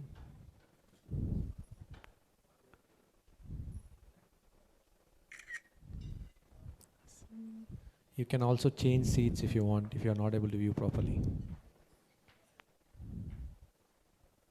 Thank you. Perfect. So I'm just going to give it a quick wipe now. Making sure I wipe under eyes. Under the nose is usually always dry, so make sure you wipe that down properly.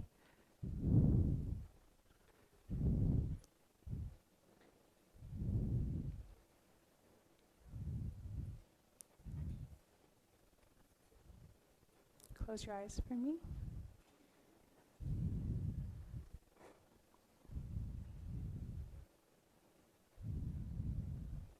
Okay, so once I'm done wiping, one thing I like to do is laminate the brows.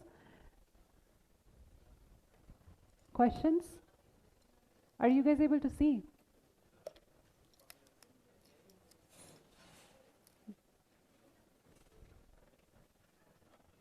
Here. Sorry, I'm going to get you up for 1 second. Thank you, Graham.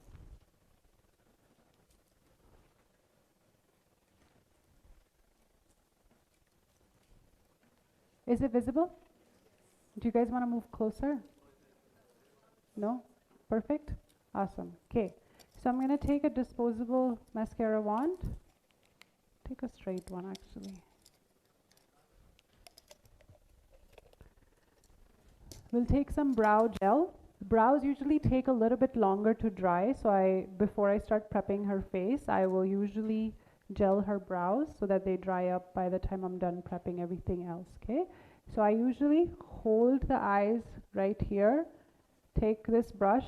I'm sure some of you are right dominated, some of you are left dominated with your hands, so whichever hand you're dominated with is the one you want to have your brush in, and you want to gel these upwards from the face.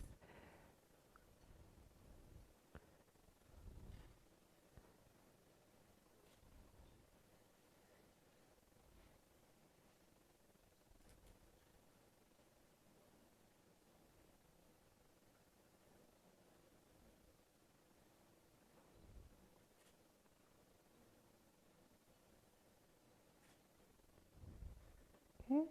Once that is drying, we're going to get started with moisturizing her face. So I will just use a little bit of toner first. Close your eyes for me. Just going to put this here. Okay.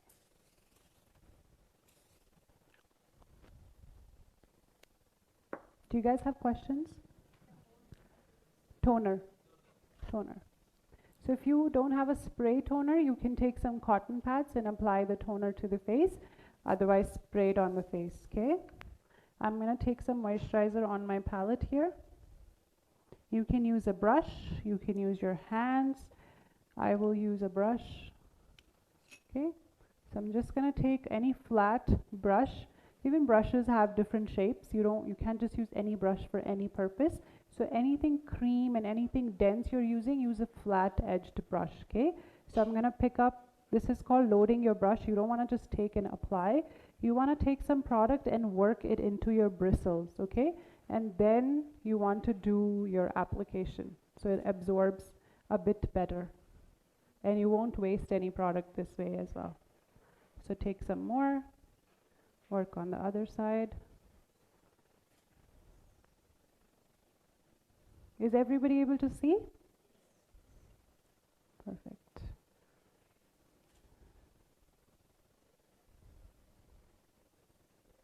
So usually when I used to do clients in the morning, what's your morning brides like? What time do you guys do your morning brides?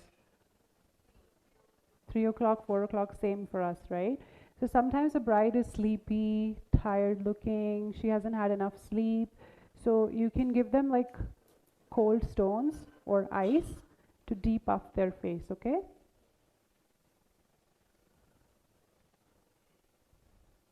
So I'm gonna let the moisturizer sit and do its job. It has a very shiny film, as you guys can see. By the time I'm done her eye makeup, this will start seeping into her skin, okay? So I'm gonna start with my eyebrow pencil now, and I'm gonna take this eyebrow pencil. Sorry? Question? No question? Okay. Guys, call me out if you guys have questions, okay? So you Please raise your hands if you have questions. Anytime during the session, you can raise your hands for questions. Okay. So usually the way to measure eyebrows is if you take any pencil and you measure from right of the edge of the nose, this is where her eyebrows should start naturally. Get her to look straight, and you want to go on a 45-degree angle and find her arch, and then right here should be her end point, okay? Some people have naturally nice eyebrows. South Asians are blessed with good eyebrows. Some people don't have eyebrows at all. So this is a good way of you figuring out where to draw her arch, okay? So I'm just gonna lift right here and start penciling her eyebrows in.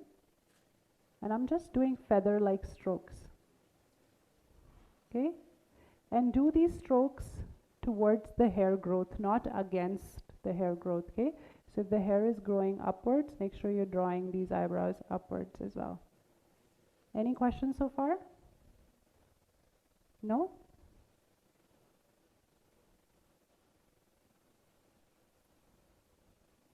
Now, some people like their eyebrows really bold, and some people like their eyebrows natural. So you can check with your customer what they like before you just draw them a really bold set of brows. I like to know what she would personally prefer. Do you have a preference? No? Okay. Sleek, okay.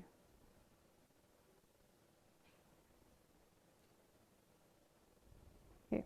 Eyebrows are also personal choice, you know. Most people are very particular even choosing a threading person. They don't like to go to random people. We all have this one person we like to get our eyebrows threaded from. So we want to make sure that we are following our customers' recommendations. Any questions so far?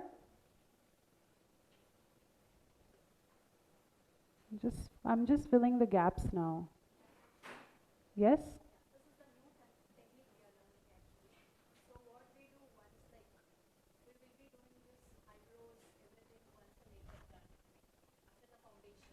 Okay. So the reason I do it before is when I do my concealer now, I'm gonna make sure that they look very clean and flat. When you're doing it over foundation, if you miss the stroke, you're gonna take it into the foundation, then correct the foundation. So reducing steps.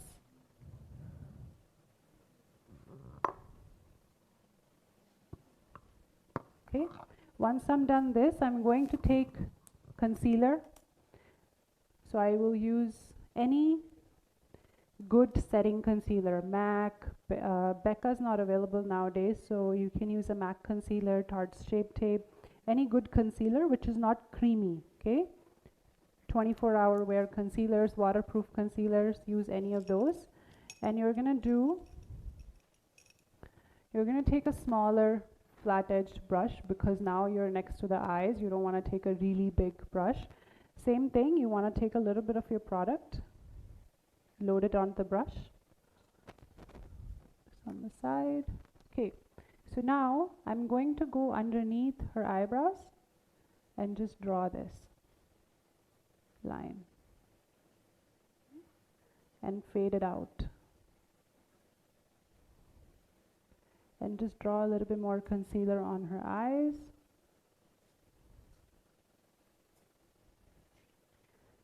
If you guys are going to use eye primer, more than welcome to use eye primer.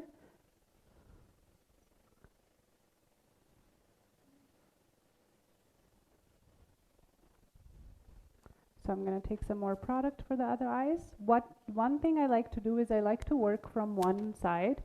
Whatever side you choose to be on, try to be on the same side. Otherwise, what happens when you're on this side is that now your hand is twisted in a different motion, okay? So that will kind of not give you the same shape when you're working with contour, blushes, and things like that. So you want to make sure you're staying on one side of your customer. Want to give it a little bit of a lift. Your brush stroke should not be felt. It should be feather-like strokes, okay? So you want to hold your brush and always keep it moving. If you just go like this and then move, it's always going to feel like there's something there, okay? So gently you want to start moving, and you want to make sure you're not applying too much pressure, especially on the eyes. Most people have very sensitive eyes.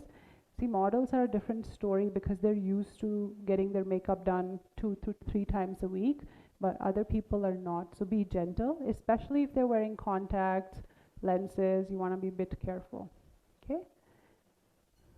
Now, if there's any leftover product, you can take it here and just clean up. Same on this side, take it here and just clean up, okay? Now I like to dust a little bit of powder before I get started so that the eyes don't crease much. So I'll take out a little bit of powder here on my palette.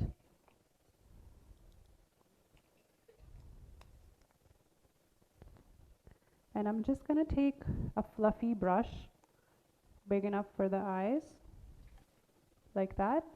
Drop the extra powder and just set her under eyes. This will help prevent creasing, any oils.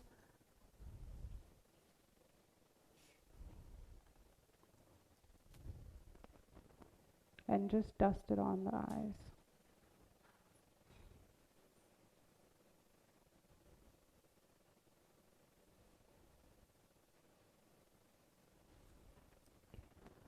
Now I like to take my MAC Studio Fix powder, just a tiny bit, not too much, and just dust off the excess.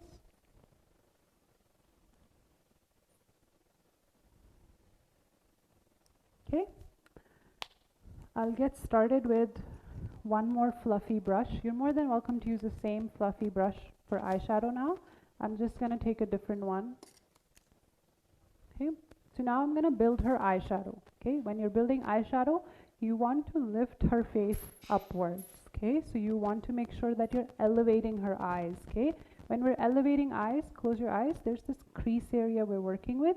So I'm going to draw her crease here and in here, and always going to use matte eyeshadow for that, never a shiny eyeshadow, okay? So between all these eyeshadows that I have here, I'm going to choose a neutral brown to get started with. Okay, so I'll pick up a little bit of neutral brown on a fluffy brush.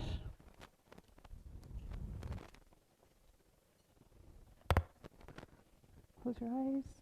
And I'm just going to lift her eyes right here and start building it this way. And I'm using a very neutral brown color. It's almost like this color doesn't exist, but it's just giving it a tiny bit of contour, okay? So you're gonna pick up the same color again, dust off the excess, and just start applying like this.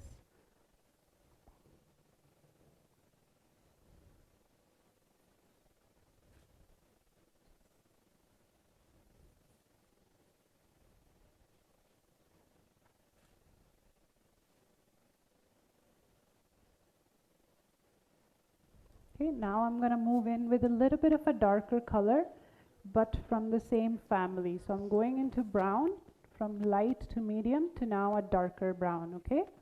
And now I'm going to lift her eyes right here and start building this color. And I'm keeping it very neutral and natural.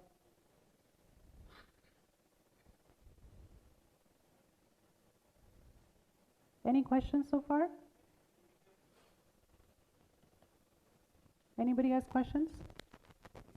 No questions? Okay.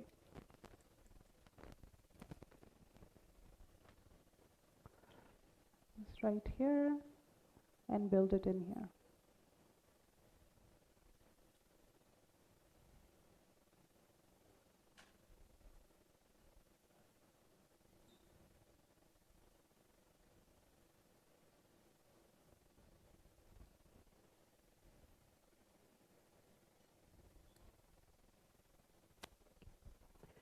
cross-check that both eyes have a very similar finish and the color concentration is the same as well. Sometimes one eye is darker than the other, so cross-check that. Once I'm done cleaning up her crease, I'm going to highlight her inner eye. So I'm going to find a highlighter or any light champagne gold color. So I'll use the MAC Soft and Gentle Highlight. I'm going to use a very tiny brush, flat brush. And what I'm going to do is just apply a little bit of highlight in here, apply a little bit of highlight in here. Okay, just a little bit more, tiny bit more, and just right here. Try not to take your highlight in here. You're basically bringing the face down. If you want the face to be elevated, you want to highlight right here. When we see the eyebrows being highlighted, this is the area that's going downward on the face. You don't want to highlight that feature. So just right here and right here. Does it make sense? Is everybody able to see clearly? For sure? Perfect. Okay. So I'm going to pick up another brush and I'm going to take the MAC Dazzle liquid that I was talking about for eyeshadow. It's a gold, what is this color called? Flash and Dash. You can buy it in different brands. Urban Decay has it, MAC has it, NYX has it. I'm sure ELF has it too now. So there's different brands that have it. So any brand that you find comfortable working with, you can buy a gold liquid from them. So I took some on the brush, close your eyes, and just gently going to apply like that. Do not ever use a fluffy brush while doing this. You want to use a very flat-edged brush. Okay. And now I'm going to do it same thing on this eyes as well. So just going to pick up some more product.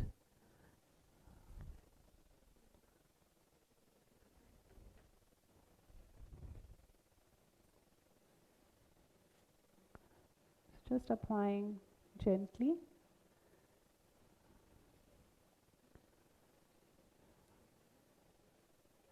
Usually brides get trials, so they know what they kind of makeup they want. Always double check with their jewelry, their outfit, so you're prepared, you know.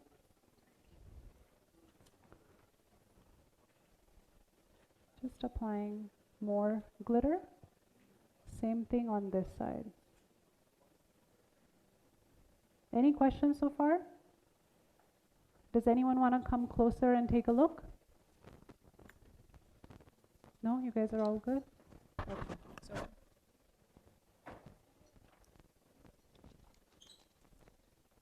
okay, now anything that you touch cream with, you want to make sure that you're finishing it with powder. So now, similar color I'm going to take in powder. So this champagne gold I have here, I'm going to take some powder on my flat brush. Your brushes have textures, okay? Some brushes are synthetic and some are fluffier. Fluffier brushes are used more for your powdery stuff, and your synthetic brushes are used for your cream products, okay? I'm going to just lift it right here and start touching up with the powder eyeshadow.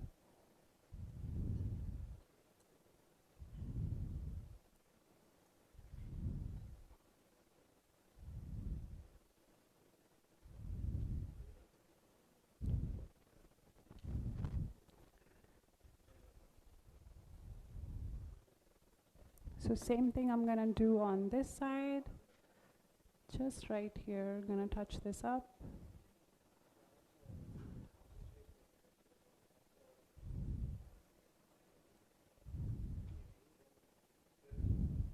And you want to keep the makeup very natural, neutral looking, especially for the wedding day, you know? Like, look at all these celebrities. When was the last time you saw a celeb getting married with like heavy, cakey face? You know, their skin looks like skin, they're glowing from within, and they just look naturally enhanced. So want to make sure that we are doing the same thing.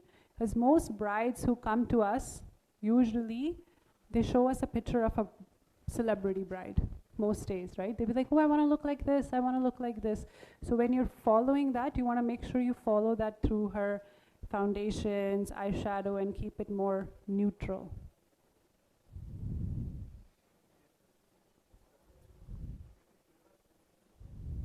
Any questions so far?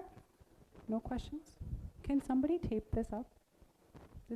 I keep getting stuck here. Okay, so I'm gonna use a liquid liner on her today. And before I use a liquid liner, what I like to do is, I keep tripping. Nothing? Okay, I'll be careful. Okay, so I'm gonna take a makeup remover on a Q-tip.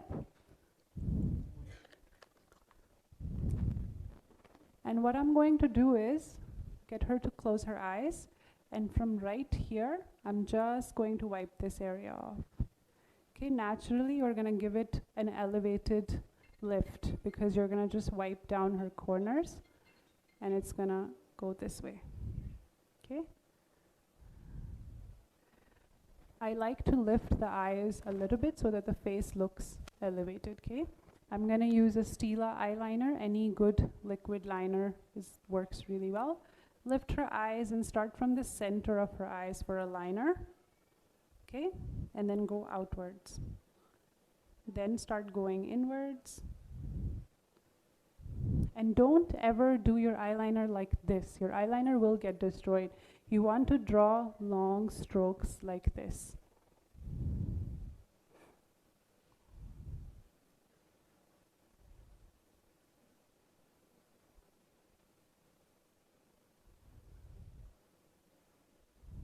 Okay, I'm just going to bring it in.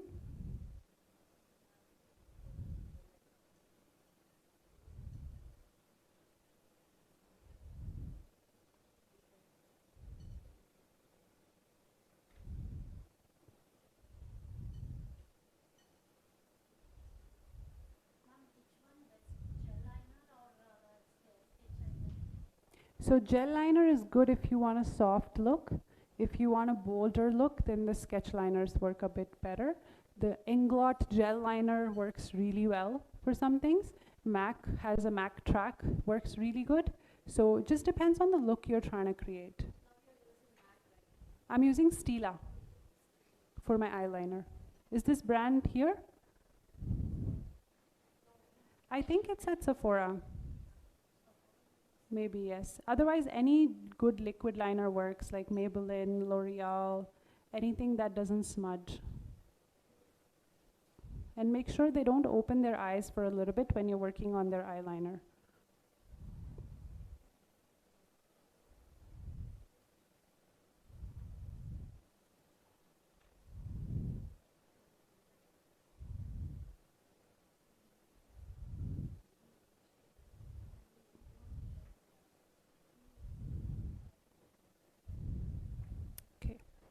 Once I'm done her eyeliner,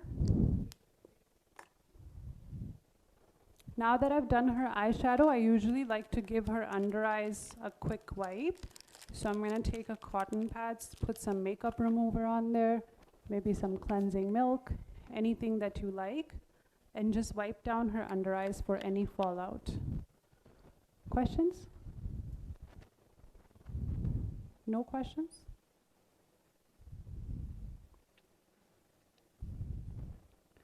Okay, just wipe down anything that has happened under eyes.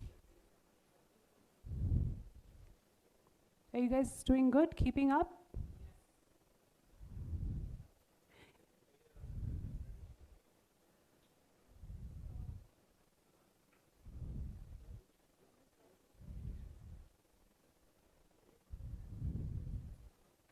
You guys can ask me the struggles you have in makeup. Anytime you're doing clients' makeup, maybe there's things that don't work out, things that don't make sense, things that you always struggle with.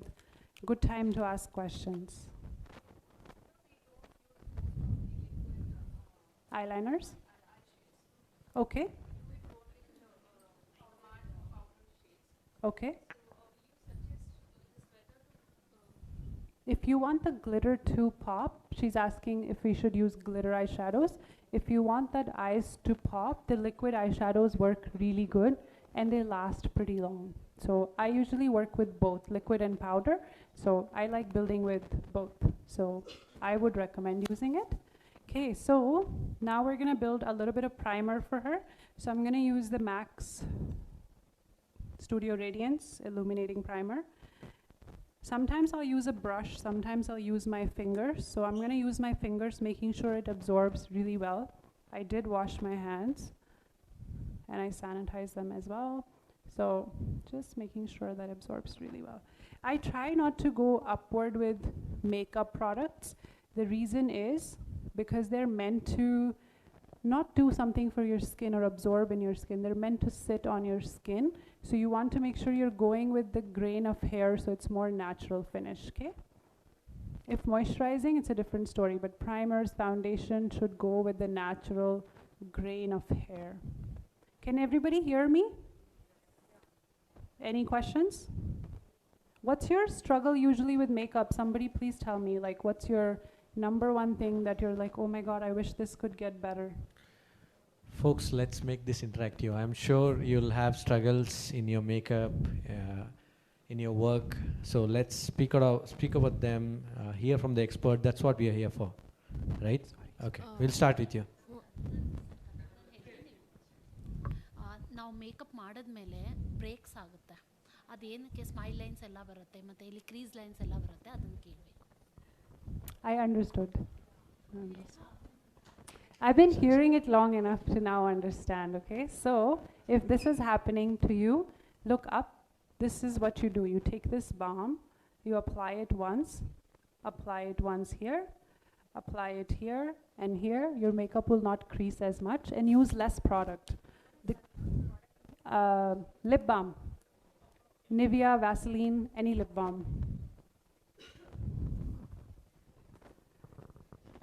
Excuse me, ma'am. Yes. Here. Yes. I have a post-skinned bride. She was asking, like glossy look I want. Okay. How can we do? Which with pore skin? Enlarged pores. Enlarged pores in cheeks. Okay. So somebody has enlarged pores and they want a more illuminated, dewy look. The MAC strobe cream after the primer will work really well. Okay, I'm gonna apply this on her now and show you. So you're gonna take a little bit out, and it doesn't matter what kind of skin they have, you can use it on pretty much anyone. It leaves a very golden tint to the skin. The area that should glow on the skin for the face to look skinny. Now, most of you know all these celebs, everybody mostly gets fillers, okay, and Botox. So what they do with that is they usually put filler in their cheek, their chin, across the jawline, and then they tighten this area so the cheek looks lifted. So that's the area we also want to make sure it's illuminated, right? So we want to take this glow filter, and I'm going to just apply right here in this direction, in her temples and her cheeks, a little bit on her nose, leave a little gold film, and just right here. Okay? So this will start building up a little bit of gloss for her. Just because she wants an illuminated look doesn't mean the whole face has to shine. The right features of the face have to shine, okay? So I'm gonna make sure her cheeks, her chin, and her nose shines. Do they need translation? Translation, guys, good? Made sense? Okay. Anybody else with their challenges that needs to be discussed or answered? One question. Nowadays, most of the challenges is with the hair, facial hairs actually. Yes. So when it comes to this part, some people will be having till here, half of the cheek they will be having. And they usually ask us, so what we can do for it. So we usually suggest with some facial removal options. Is that right option, or else? And some artists will do that before doing the makeup. They will do some facial razors. They use it. Yes. So I recommend if you're going to use a razor, don't do it right like same spot. Do it the night before. Use a dermaplaning razor, and trust me, your hair does not grow thick. Laser hair removal is one of the best things to do for facial hair. I have it done on my face. I am a laser tech in Canada, so I do it on most of my clients as well. Upper lip, sideburns, I recommend that. Waxing is not something I like doing on the face. Hard wax is still better. the one that is used without strips, so they can remove their hair 2-3 days before. It's better for the event. If for religious reasons they don't like to remove hair, then what can we do? We'll just do the makeup. But if they can remove their hair, the makeup will be flawless. Okay? Questions? Yes, go ahead. So what are some common mistakes makeup artists make with their startup makeup? And how can they be avoided? Any tips from you, ma'am? Yes, for sure. So anytime you're starting makeup and then there's a lot of, like, in the beginning, confusion. What colors to use, what to do on the skin, how would it look. So make sure you ask them for 3 looks that they really like and send them to you. Those 3 looks would have something in common usually, right? So you study what's in common and then try to create her look. Other mistakes usually my students make is they use too much product. Very less product is more than enough. Like the kind of product, like this is the amount of color corrector I've picked is so tiny. It's more than enough. Use less product, less is more. Instead of using too much product and then wiping it down, wasting your product as well. So start with less products. Yeah, based on this, I have one more question. Mm-hmm. So yeah, we have to use less product, but when the skin is, when uneven tone is there, Mm-hmm. so that time definitely we have to use color corrector on that foundation. So definitely we have to take some more products, More right? products, yeah. So I'm gonna color correct right now, and I'll show you how much color corrector is important. So I've loaded my brush. I'm gonna get her to look up. So just tiny bit of color correction is more than enough. If you have corrected well, then you don't need to do too much foundation, too much concealer. Right steps and the right amount of product is more than enough usually. So I'm just color correcting her under eyes right here. If any freckles, any blemishes, I would go correct that as well.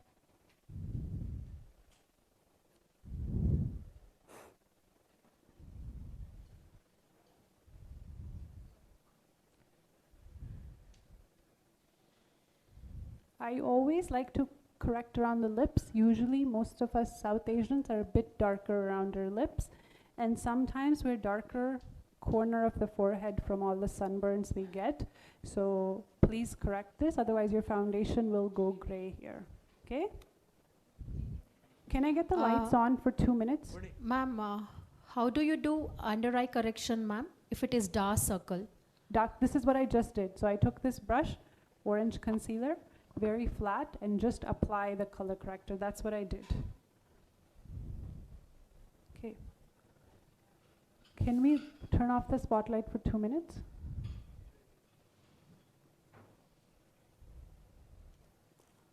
Oops, sorry. Okay, come closer for 2 minutes, everybody.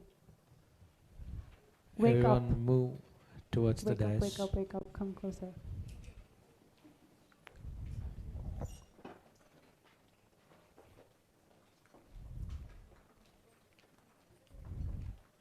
Okay, I have done highlighting on her, I have done color correction on her, I have done primer on her, close your eyes, I've done eyeshadow on her. That's how least product you need, okay? She has really good skin. If somebody doesn't have good skin, you can do a little bit more color correction, bit more foundation, but see how neutral her skin is right now. I didn't just do orange on her face. Challenging part is like when you get dark skin, Mm-hmm. they want celebrity look without cakey finish, and their skins are like multiple Colors. So I want no makeup look. So Yeah. now they This tell is no her makeup look. she's having a very clear skin. Clear skin, yes. Use very Light product. do and it will come very nice. Mm-hmm. But when it comes to my skin, yeah, Mm-hmm. you don't have that much pores and all. So I have uneven tone. Stone. And even so many products will not suit on my face. Yes. So if we get that kind of, for example, she did my makeup Mm-hmm. in our warming ceremony. Yeah. The makeup couldn't come properly only on me. Yes. So first thing is, I think in our Indian culture, we don't embrace our skin color, okay? So firstly, we should not make them lighter than their skin color, okay? I work with a lot of Africans that are 7 to 8 shades darker in Canada. So we do the color they are. Right there, if you choose the foundation of your color, half of the problem will go away because your skin doesn't have any uneven, it's just a color of the skin. If we accept it, apply the foundation of the color, it will match really well, highlight the under eyes really well. And one thing I would do is I would choose the right shade of blushes and lipsticks. So instead of using peachier tones, I would use more plummier tones because that would kind of enhance you, right? If I'm adding blush, I would add more gold depth to it. That would also highlight your cheeks really well. So it's highlighting the features, understanding the skin tones is very important. I would suggest we all need to step away from this thing that we need to look lighter than our skin tone to be accepted, okay? If we have become this, if we are born this way, we should accept who we are. There's people who are 10 shades darker than us as well. Brides will be in darker shade, but they want, like, example, your skin shade after the makeup is done. Still they have to look natural. See, trust me, yes, trust me. When you do their makeup nicely highlighted to their skin tone, it would look nice. I'm going to show you when I highlight the under eyes what the corrections I do. Use more banana powder under eyes, more yellow highlighting powders. It'll turn out very well. If you see a lot of celebrities who are on the darker skin tone, if you watch any Western TV shows like Jennifer Lopez, they're all dark skin tone, but they look so nice. It's not they compromise with their color. They just use more highlighting products. They highlight the under eye. So the technique I'm going to do after is what you do. You go 2 shades lighter for the concealer. You highlight the under eyes with a banana powder. It'll highlight them really well. And contour and blush.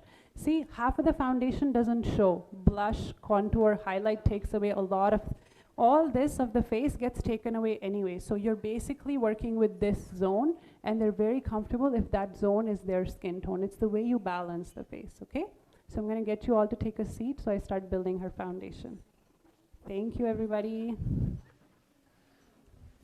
I see a lot of you asked questions about skin color. This is just level 1, guys. This is just a glimpse. You'll get more detailed insights in level 2.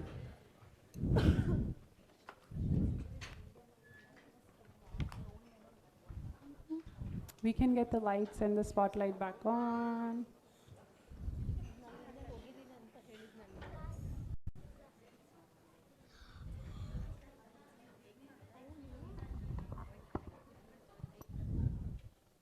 Okay. We all settled?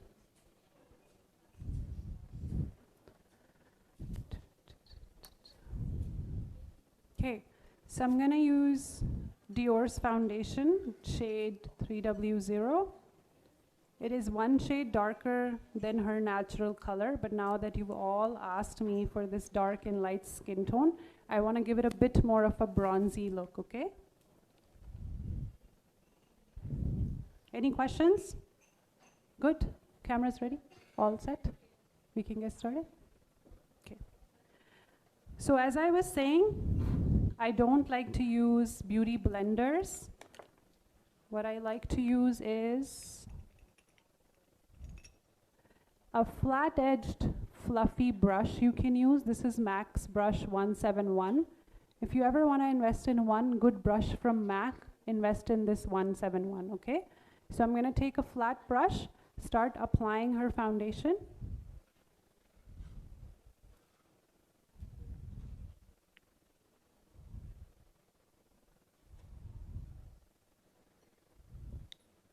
Take your flat-edged brush, any blending brush, and start blending.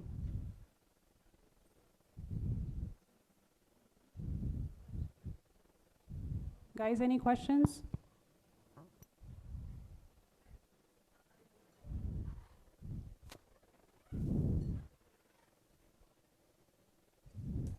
No questions? Okay, perfect. I like to use a brush. Beauty blender wastes a lot of product. And one more thing is because you use your beauty blender wet, then you have to carry it home wet. It carries mold in it at times as well. So I would suggest to stay away from beauty blenders if you can.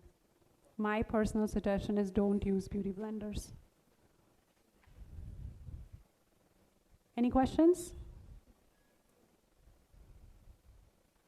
No questions? Okay.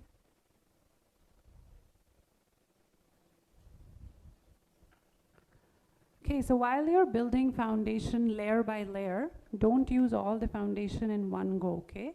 So what I'm going to do is I applied a little bit of foundation for her, and I'm going to take Makeup Forever, MAC Fix Plus, any generic spray. Close your eyes, and I'm just going to spritz a little bit and let it settle into the skin. It'll seep, and then I'll build the next layer because it'll really settle well. So if somebody...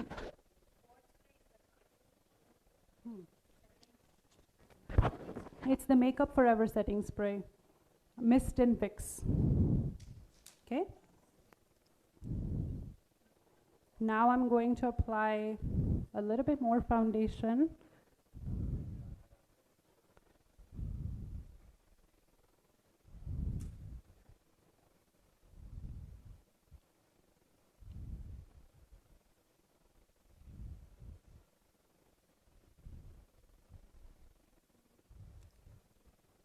Just take your blending brush and just start tapping it into the skin instead. How many of you use Beauty Blender? Both? Both? Okay. How many of you don't use Beauty Blenders? Anybody? There are a few. There are a few? Okay, perfect. Yes, guys, tell Vachan why not to use a Beauty Blender. ಹೇಳ್ಕೊಳುತ್ತೆ ಅಂತ.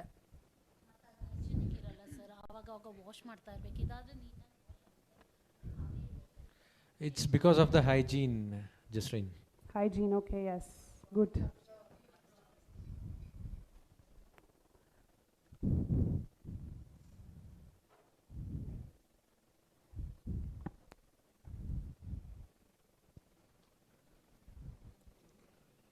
And slowly build your foundation layers, okay? Don't just put all foundation in one go like you see on Instagram. It gets creasy and it doesn't blend well and it doesn't sit well on the skin as well.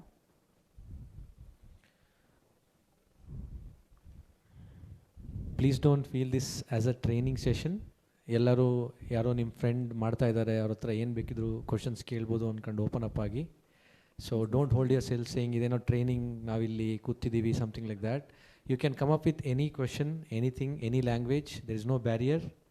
Okay, so nim challenges agirbodu, enadru agirbodu, or tips that you want for generally in makeup career. So we have a very accomplished trainer here, so please make use of it.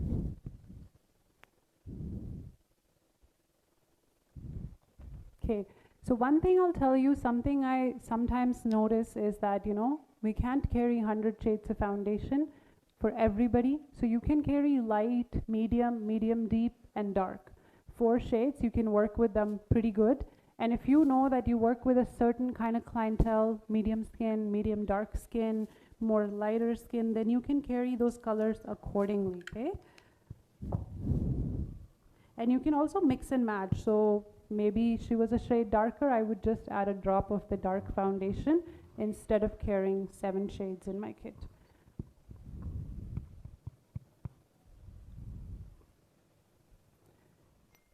I usually don't like to apply too much foundation on the nose. Usually the foundation kind of doesn't stick too well to the nose. So later I'll work with a concealer there. Any questions? Hello ma'am. Yes. In initial days of your makeup career, how did you establish a client base, ma'am? How did you build your business? Good question. So when I started makeup, there was no social media. 15 years ago, Instagram, all this was not possible, right? So what I did was I got some of my friends ready whenever they had events in the beginning. Then I started doing my cousins. I started doing some clients, non-bridal clients in the beginning always. And they would go to events and they would kind of market for me because the makeup was really good. And people would ask them, hey, where did you get your makeup done? That's how I started getting bookings in the beginning. It was for free, ma'am? Used to do for Cousins, free? Or I didn't charge, but everybody else I charged a minimum fees. So at least it should cover you your product, right? Like instead of doing it for free, charge them 500, 1,000, something, so that they understand that you are doing something, you're using a product on them. That's what I did in the beginning. And then back in days when we used to do makeup, we used to carry portfolios, photos with us, right? Like on iPads. iPads came a little bit later, but we would have to carry things in our hand to show our customers. But now you have social media, Instagram, things have changed quite a bit. I would suggest do some portfolio work in India that's available. In Canada, it's really hard to do that as well. So do some shoots, get 2-3 models, invest, have a portfolio ready, and then ask your friends and family in the beginning to get them ready. That will become your walking portfolio, okay?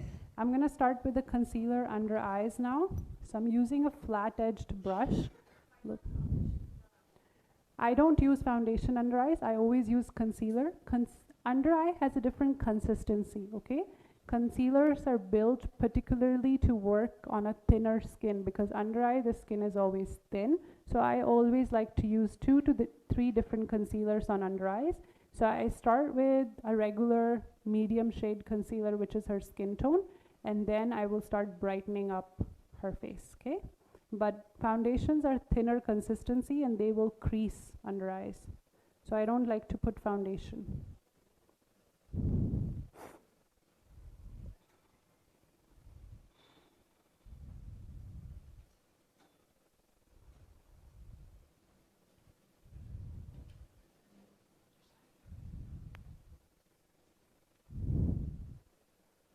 Any more questions, guys? There's an audience question, Jasreen. Yes.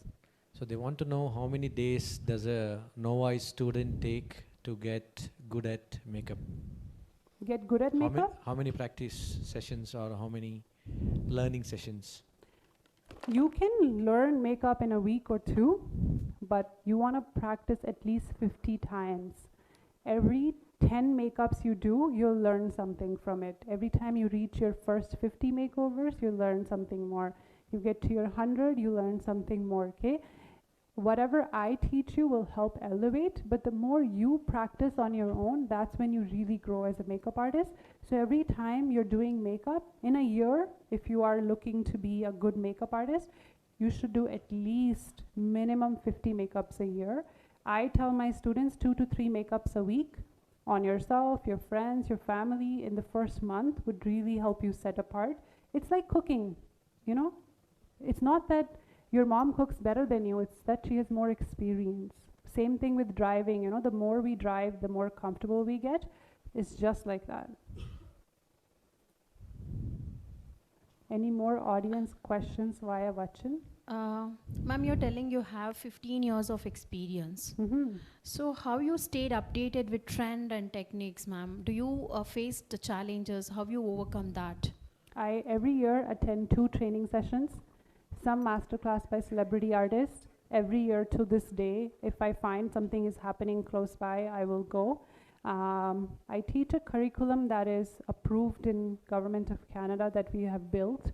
Every year we have to refresh that to stay updated in the market. And then one thing I always do is I watch current celebrities on what they're doing, what they're getting done.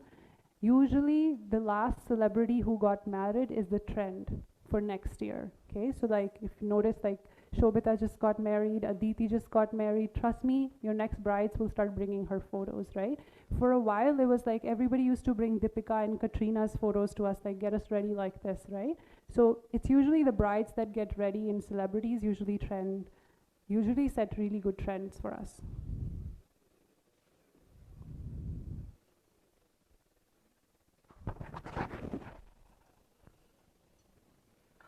I see a lot of questions coming from the front row. So the back row is either unable to see or something, we can fix that. You guys can come in front. I hope you're able to see all of you, right? Thank you.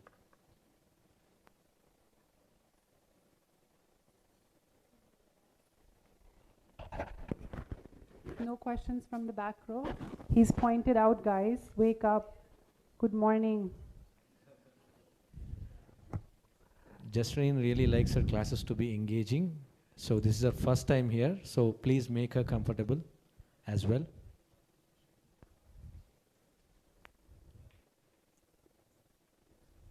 Who likes doing makeup like genuinely on themselves? Wow, most of you. Those of you don't, start doing makeup on yourself. That will also teach you a lot of things. And trust me guys, it's a myth that makeup ruins skin. If I do makeup daily, I break out. Do you think all the people who are on TV have bad skin? They do makeup on daily basis. It's how they take care of their skin after, right? Wiping it off properly, double cleansing at night, doing good skincare routine, once a month facial, good diet. So everything that you do for it before and after will help you have good skin.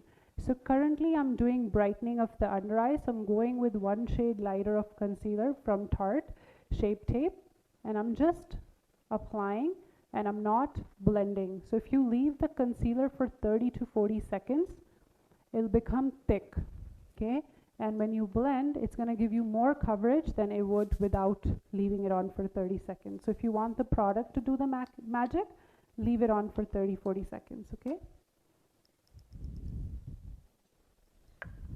Excuse me, ma'am. Yes, go and ahead. there is one myth also, not for us, for the whole family of the makeup artist. So even usually we expose to many of the makeup products, and when we are doing it also, and when we are trying on our face also. So what you suggest, like, is there any, keep on using makeup products, will you get any kind of disease or kind of anything?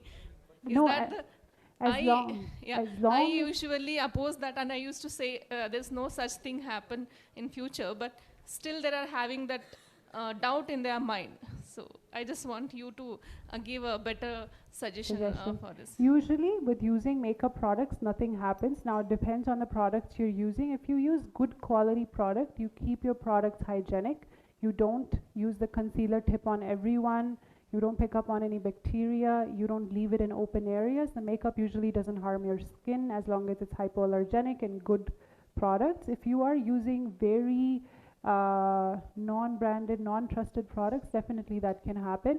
And also it's the maintenance of your skin after that really plays a vital role. So I usually always, after removing my makeup, remove it with cleansing water, micellar water, cleansing milk. Then I wash my face thoroughly with a face wash, tone it and moisturize it before I go to sleep. So if you do the right steps, there's nothing that will happen. And some people will go eat fries, McDonald's, and then they'll tell you that they broke out from makeup, you know. If they're eating pastries every day, it's not the makeup, maybe it's the pastries. Just another question. Yes. If you meet a bride a couple of days or weeks before their wedding, and you get a hang of their skin tone, what issues they have, etc., and let's say they come back with a big rash or bad tan or something, how would you handle that situation? Oh, I've dealt with it way too many times, especially for us when we're doing lighter skin brides. They will go out in the sun, they'll get a sunburn, they'll tan, something will happen. So definitely it's the day of her wedding. First thing is if she can get some allergy medication just to tone that down, tone any inflammation down. You would have to still do her makeup, so we would just tone it accordingly. It has happened to me so many times. I'll do a trial and then she'll go get a tan and then now she'll be a different color. Okay, so I'll have to correct as I go. So I totally let people know, please don't go in the sun, especially 2 to 3 weeks before your wedding. Wear sunscreen, everything. But if the wedding is in Mexico, what can you possibly do? The bride's going to be lying on the beach if there's a destination wedding in Thailand, anything like that. So then you can do your best, and on the day you improvise, maybe change her foundation color and things, okay?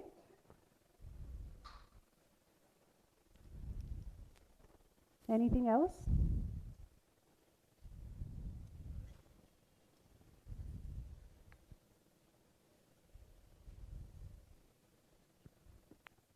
Okay, one thing I like to do is I like to put concealer on the bridge of her nose like that. Just like that.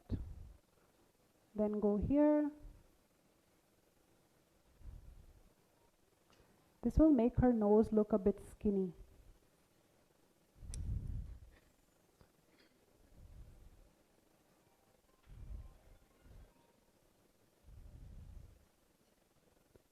Right here, give it a little bit of highlight. Any questions so far? No questions? Okay.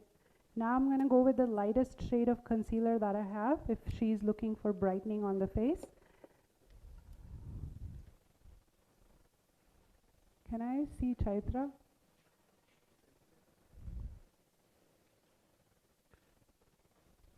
In this brown bag, there are some powder puffs, the black ones on the thinner. Can you give me one? Huh? No, the one I have it in a brown bag, the Ziploc bag.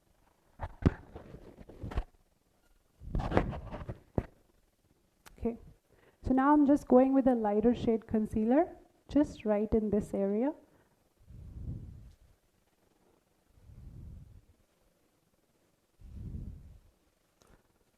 So what I'm doing is I'm almost building a triangle on her eyes and then highlighting this right here as well, okay?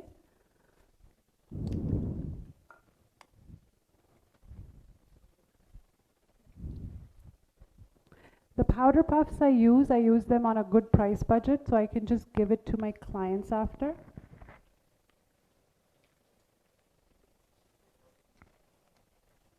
I'm gonna do a little bit of blending and then I'll start setting her face. Look up.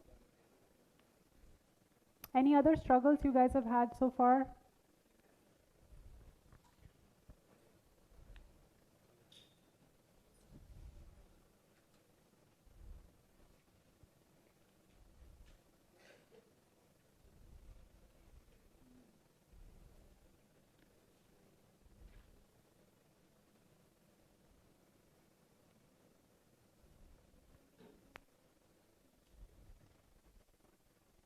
Do you want some water? Please.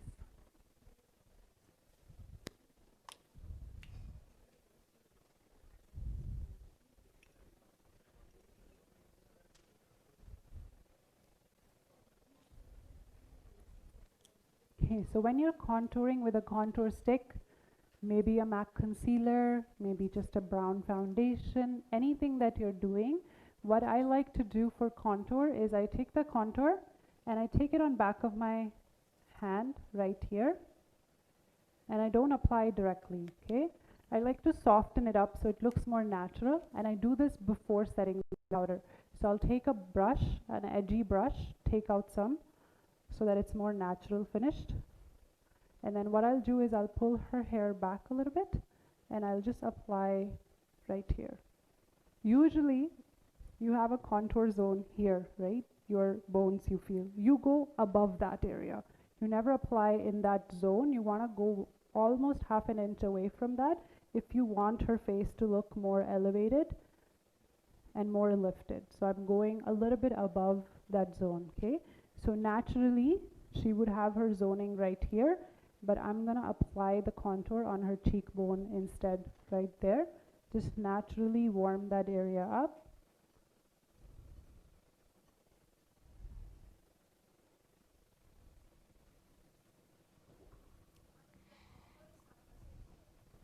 I like to contour. It makes the face look very lifted, elevated, more sculpted.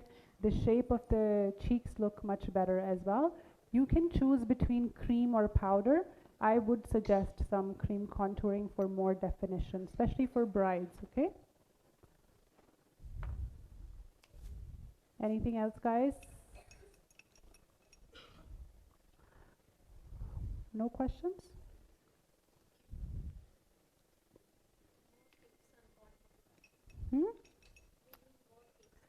More tips on contour is don't apply contour directly and start blending. It moves the foundation, okay? Use the contour on your hand.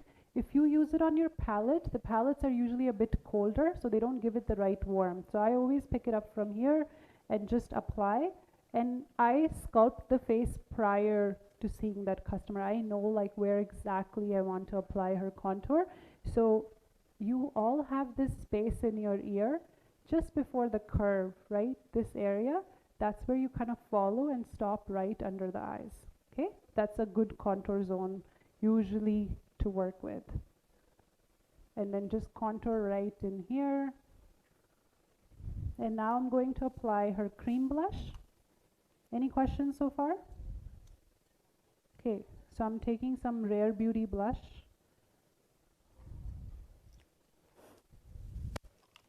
No questions?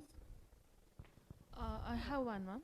Yes. Based on the humidity, we'll go more into cream-based foundation compared to liquid.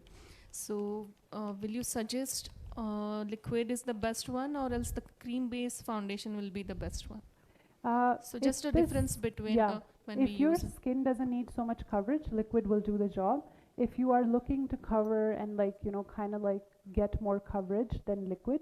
If you use the Huda Beauty liquid foundation, it's as good as any cream foundation. It's really thick. So nowadays the foundations are being built in a way that they almost become more creamy and more liquidy by the end of it anyways. Okay, I'm cleaning a little bit of my foundation brush because I'm going to apply cream blush, and I like to do it with the same brush I do my foundation with. So I just wiped it out quickly because I don't want to apply more foundation. I'm going to take her blush, warm it up.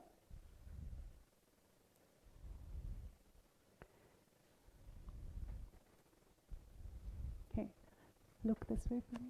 So I am going to apply the blush here.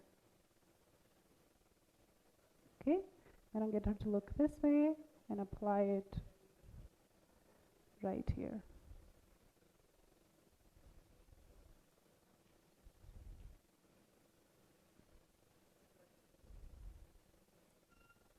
So instead of applying right on her cheeks, I applied it higher up so that her face looks more elevated. I'm applying it on her temples as well. Okay. Now I'm going to start setting her face a little bit with powder. So I'm going to take a powder puff. I have some powder here. So I'm just going to take some powder. Laura Mercier. It's translucent, no shade. I'm going to use a little bit more. Okay, so I have quite a bit powder on me. Going to get her to look up for me and just apply quite a bit.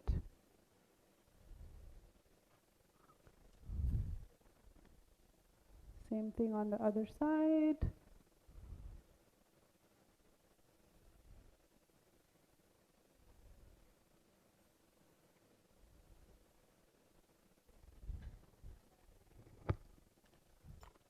Questions so far?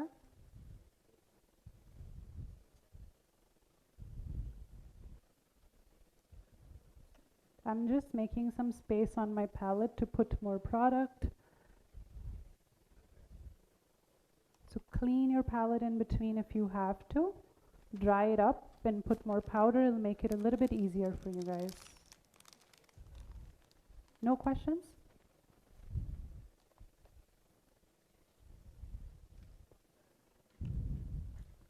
Hello, ma'am. Yes, go ahead.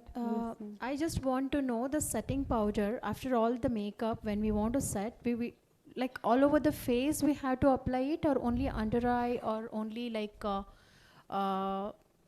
leftover area like this below the chin. How it is, ma'am? I'll apply all over.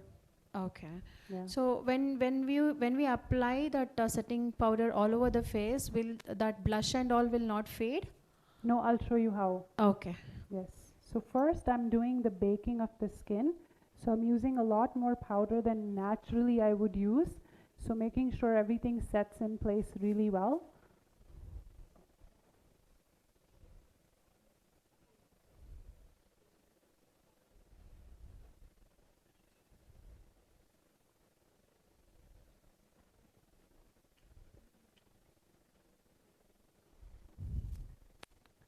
So I'm just taking this and pressing the powder right into the skin so it settles well.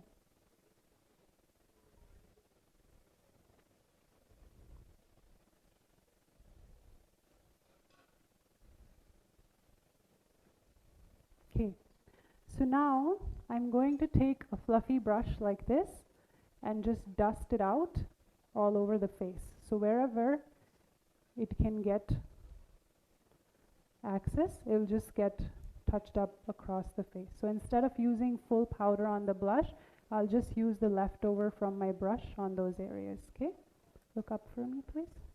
And I'm just going to dust her under eyes now.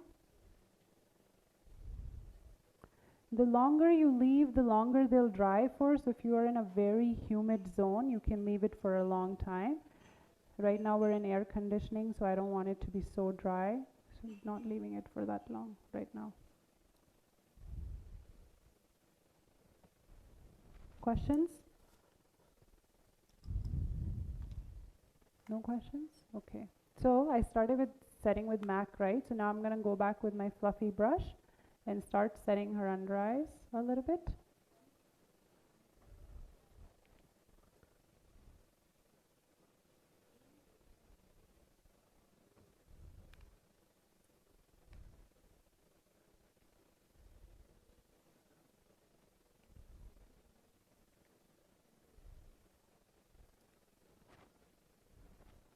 Any questions?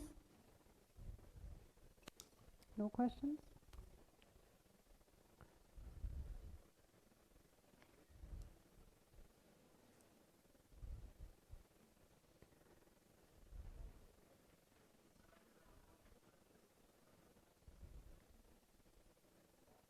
So I'm just taking my fluffy brush and basically dusting powder all across now.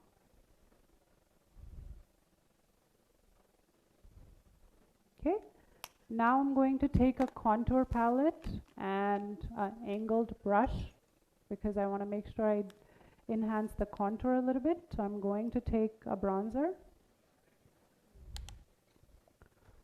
What we'll do is get her to look this way. I'm just going to hold her hair back and just like that, going to apply a little bit of powder and contour her.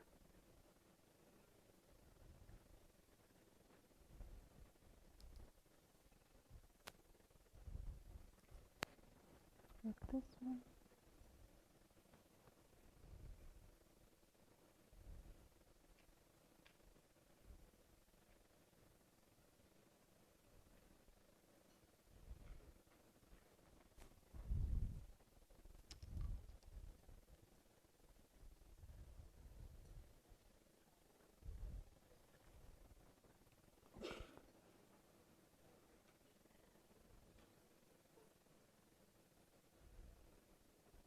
Anybody has any questions so far?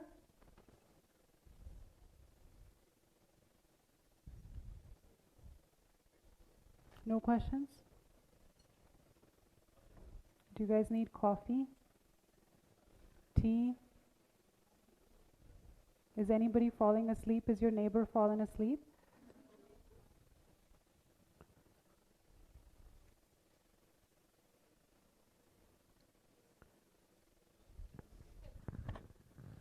Jasreen, what brings you here?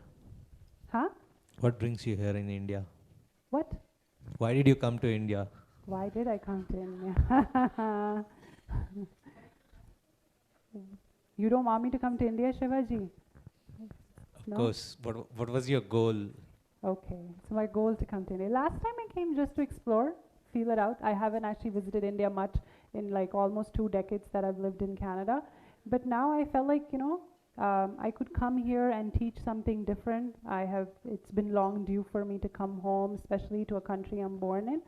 So I came home to explore makeup and educate people and see what different things I can bring. And I want to educate more women, more men, and I want them to accept makeup as a career, because most people, when you tell your parents that I'm doing makeup full time, it's not as widely accepted and looked nobody's really proud to say that, oh my God, I'm a makeup artist. Life is definitely changing. I feel like in another 10 years, if I can make a little bit of difference to that, I would be happy. Wonderful.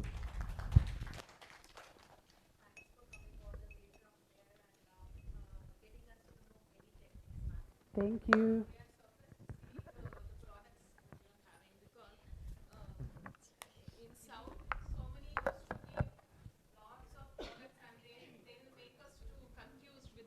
Products? Okay. With the simple, you are giving the best techniques, and that is very, very skillful actually. Perfect. So And, take a flat brush. I'm going to quickly contour her nose and come back to you. Very flat edge brush. And you want to just go across her nose bone like this. It'll give it a very skinny nose structure if that's what she's looking for, more contoured, more sharp, defined look. If she wants more sharper cheekbones, you can take the same brush and do that there as well. I don't like the lines showing, but if your customer prefers that sharp, elevated look, then take this brush and just gently make these lines. This kind of paint brush would help. Yes, go ahead. Somebody was speaking. Sorry, I didn't mean to cut you off.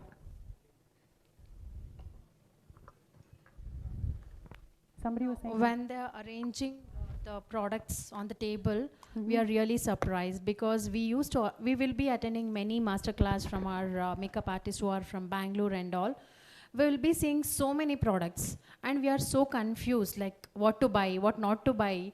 So they will prefer everything. They will be telling this is also good, this is also good.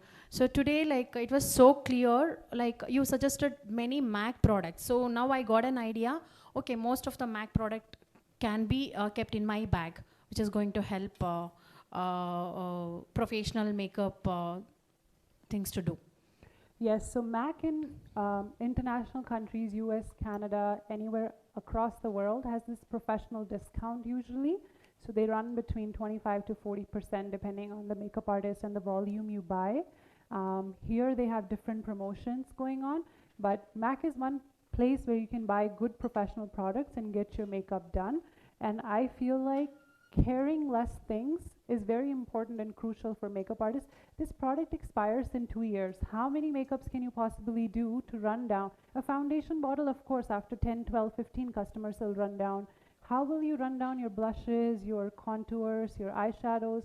You have to do 100 makeups to do that, right? So you want to use less is more in makeup. Use as less product as possible and you would do still wonders. The makeup just has to look amazing, that's all. So I took some blush, the Dior blush that's very trendy now. I'm going to get her to look this way. Dior. One sec, I'll give it to you. Just gonna apply it on her cheeks. Shade number 061 Poppy Coral. 061, guys. Sorry? It's Dior. It's not MAC. If you're looking for a good MAC blush, Peachy Keen is my favorite blush. I put it on almost every customer. Okay, just for a beginner, it might not be possible to procure branded products. What is the better alternative you suggest that would actually get a good look? Good look. MAC is really good if Dior is not affordable, and then if not, then ELF is really good. If you're investing beginner, invest in good foundation, concealer, powder, primer. Eyeshadows, blushes, eyeliner, mascara, those are some little things that you can save a bit of money in the beginning. Once you upcharge your customers, then you can start getting prestige product as well. Okay, smile big for me. Smile, smile. So I'm just going to lightly dust a little bit of blush on her cheeks on both sides.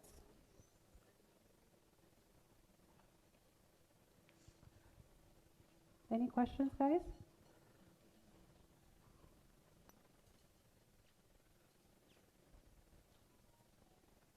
This is the darkest light to do makeup in. They've shut down all the lights in the room.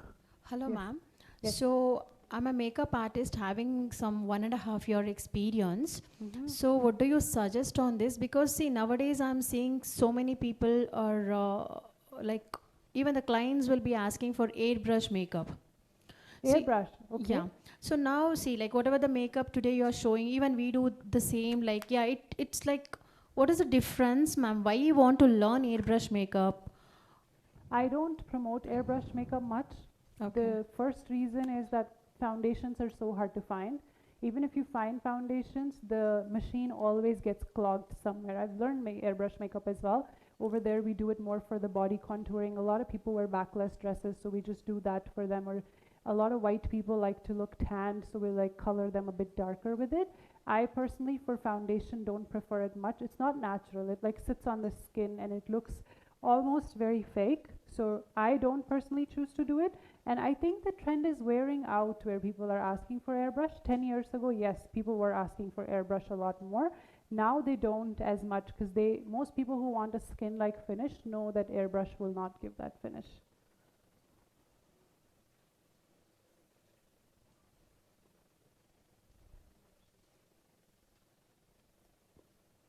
Anybody from the backside is going to ask questions, or I should just come to backside, sit with you guys for a little bit and wonder what's going on?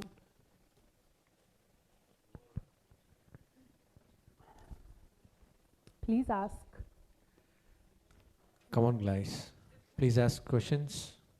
ಕನ್ನಡದಲ್ಲಾದರೂ ತೊಂದರೆ ಇಲ್ಲ ಕೇಳಿ, ನಾನು translate ಮಾಡ್ತೀನಿ.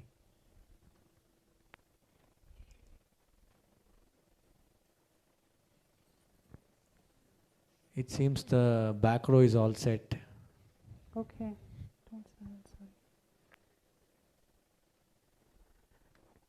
We should give back row an exam. Maybe they can come to finish the model's makeup. They're understanding it all anyways. Okay, I'm gonna find my highlighter here and highlight. Okay, so I'm gonna use a fan brush. You can use a denser brush as well if you like. I'm gonna take this MAC Soft and Gentle.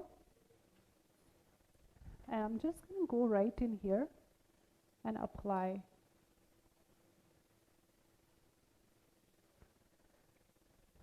You know, in the beginning, makeup is like, you can relate to it with cooking. A lot of us cook, right? Like in the beginning, when you first start cooking, it's almost like you can only cook in your kitchen with your utensils and your masalas because you're comfortable. You're like, if somebody gives me a new pan, I don't know what to do. Eventually, you get so good, your mom can go to anybody's house, make whatever in whatever quantity.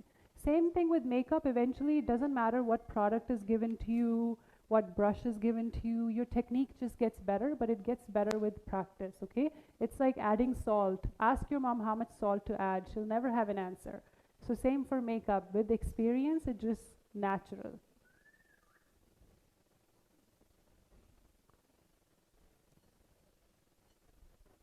Questions, guys? No questions? Okay. How do you guys advertise for makeup? How are you guys getting clients? What's happening? Word of mouth, okay. Reference. Social media.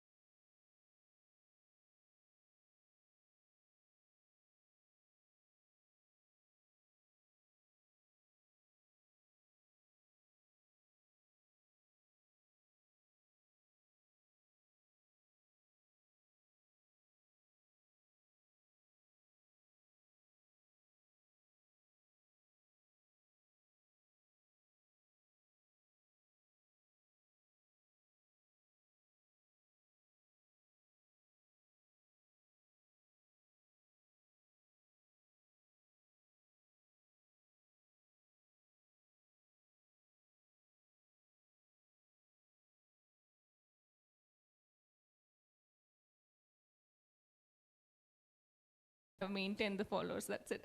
Yes.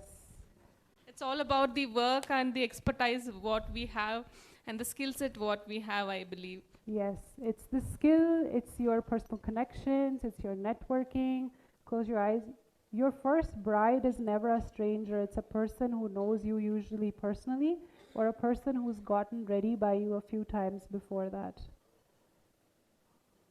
My first bride was my older cousin.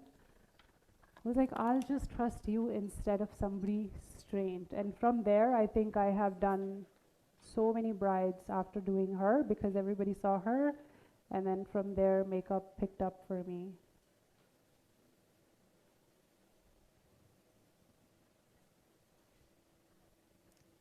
Just humidity is your first challenge here. Yes. Comparing Canadian makeup and, sorry, skin and Indian skin. Mhm. What would you say is your next challenge? Humidity, yes, is first challenge here. The second challenge sometimes I find since I've come to India is that, you know, when I apply too much makeup, it turns gray because of pollution. Like I'm coming home and my skin is a little bit more gray, so now I've understood that I like to powder it a little bit more before I go out. So that's one more challenge. So I guess travel in vehicles that are closed and then put more powder, bake your skin more. Like if I was doing this makeup back home, I would never apply this much powder because it's so dry there, the skin would just dry up and the makeup would be messy. Any other questions?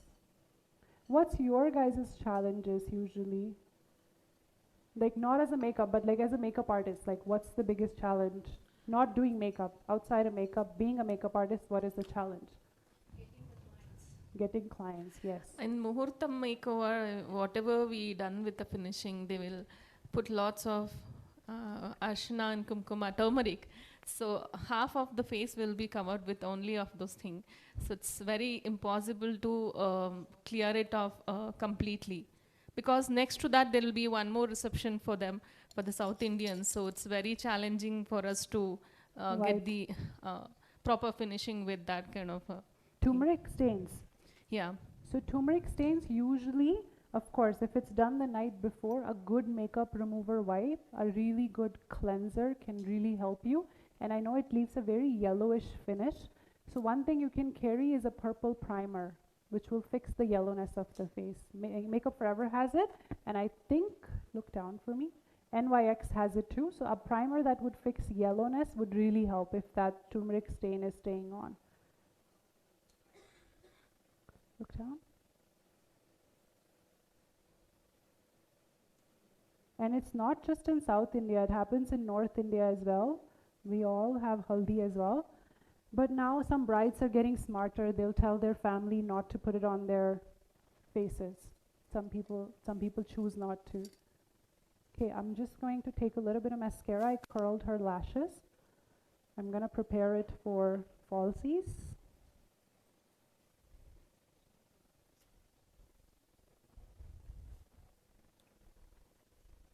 Okay, so what I like to do when I'm doing mascara is get her to look down first, hold her eyes right here, and just gently do mascara.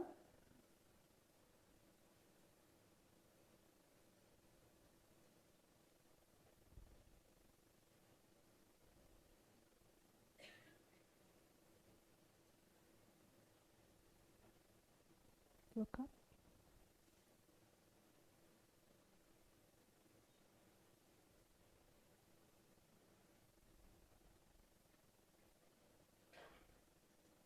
Where do you guys buy your disposable items like mascara wands, cotton, Q-tips? Huh? Krylon? Anybody else? Is the back sleeping? Back room is sleeping? Almost. Almost? Oh God, that's so sad, Vachan. They are virtual sleeping. Yes, go ahead, sorry.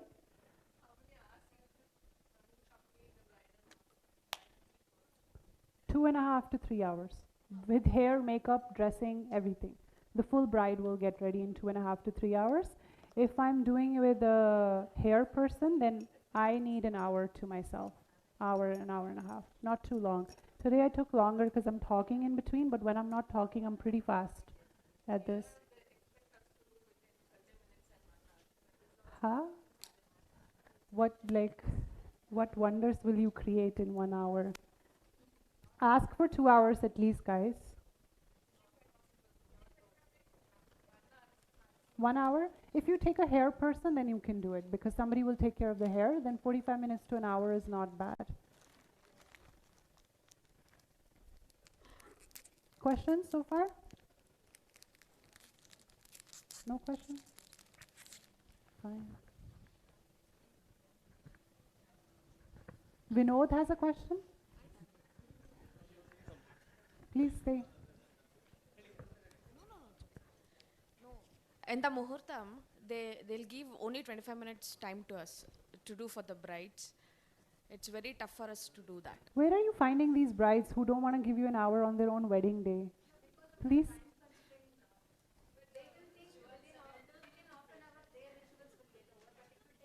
And they'll tell strictly to us, they have to leave. Oh, they're lacking. God. Okay. You know, prepare. You think all these artists that are charging like 60, 70,000, how are they getting their makeups timely done? Because they prepare these things called contracts. You know, their contracts are so strict. If you are half an hour late, I will not finish your makeup. If you are this much late, I will charge you extra. So they'll make like proper written documents. I would suggest have those. I had them for the longest time when I did makeup, their name, birthday, and then I have all my requirements. I require you to sit down for 45 minutes to 1 hour if you're looking to get your makeup done. If you're late by this minute, 15 minutes, this is how much you'll get charged extra. So prepare yourself. The more reputation you build, the easier it is for you to combat these problems.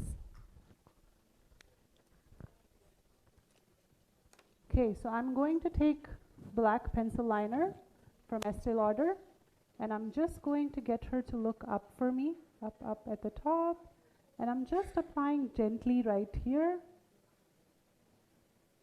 Okay, and I'm going to take a flat angled brush and just going to draw it out and blend it.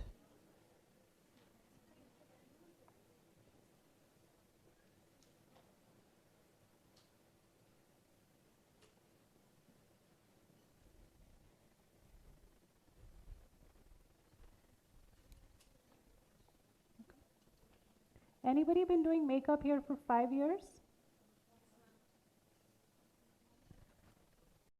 Please raise your hand. Nice. Still loving it? 7? 12? Wow. Look up.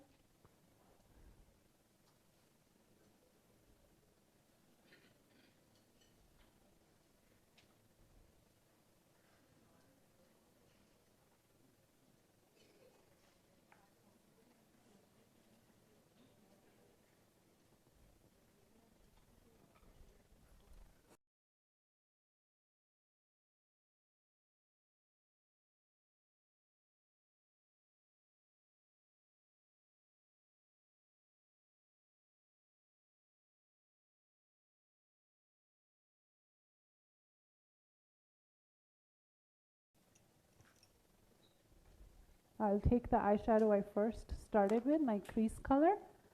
I'm taking a very tiny small brush and I'm going to blend her under eyes really well. Then I'll start preparing her for lashes and then lips. We're almost there, guys. Look up.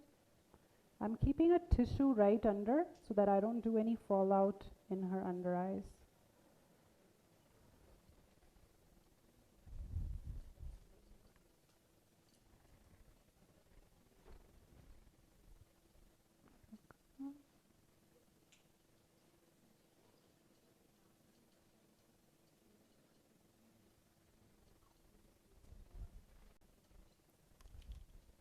Any questions? I have a question. Yes, go ahead. Okay. So, while doing the face makeup, after it's done, how about the ear part? You know, sometimes the clients have their ears tanned, you know, they are riding bikes. It shows two different tones. Two different shades. You can use foundation while you're setting your makeup if the shade looks very different. That's one thing I do. You can set it with powder after. So this area specifically sometimes turns really red. I wouldn't do it if I'm already putting a lot of jewelry on. Then I avoid, because if she has full jewelry, it won't show. But if she doesn't, I'll touch it up with a little bit of makeup for sure. And any tips for the grooms? Groom. So I haven't done much grooms, but I've done a lot of male celebrities, like mostly Punjabi artists I've worked with most Punjabi men artists. So most of them are looking to have a very clean face, no dark circles, no dark spots. So I usually do primer, color corrector. I avoid foundation. I just touch it up with concealer and MAC Studio Fix powder. And sometimes I'll take an eyebrow pencil or brow powder and touch up their beard if they have it. If they shave, then it doesn't matter. But if they do, then I'll fill in the spots. If there is any spots across the hair, I will fill that with mascara. That's about it. Thank you. Yes.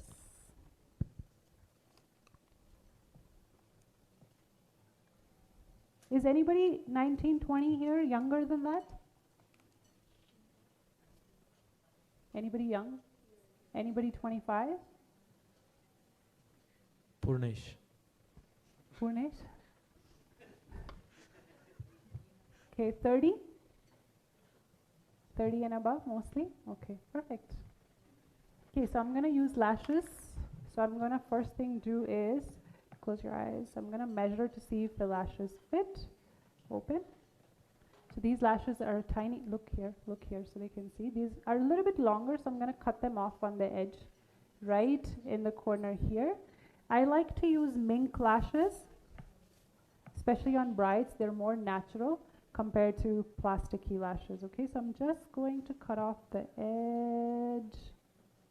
And then I like to cut off the band from the first area as well, just to keep it more natural. Yes. Open. Perfect. Yes. And I'll measure my second lash because now I have an idea with this one.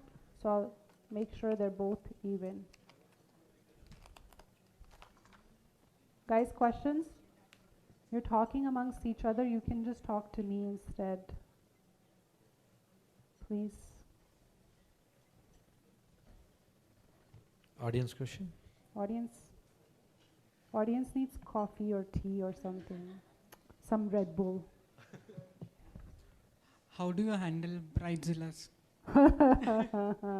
That's a good question, a funny question, you know. So my policy is I usually just stay quiet and I start doing my work. Usually they are like, do this, do this. I try not to give them a mirror, okay? Because the second you give them a mirror, it's like they'll keep asking. One more thing I politely ask is that please let me finish. I will show you in between, okay? Let me finish your eyes. I'll show you in between. It'll help me get through it faster. But yes, a lot of bridezillas. And then I close your eyes.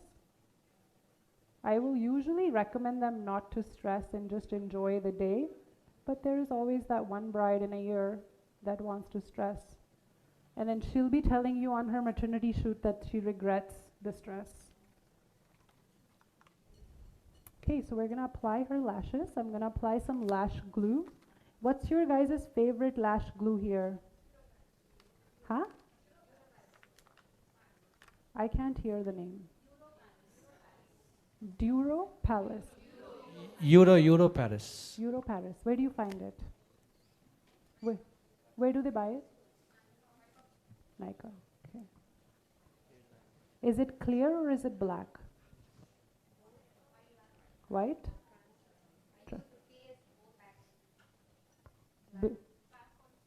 Okay. Try that if you use black glue. It works a little bit better. It dries really nicely. And can you hold this from the corners? Yes. And then you can use a clear one for jewelry. Tikka, chokers, if you need to glue a piece. So all of those work really good as well.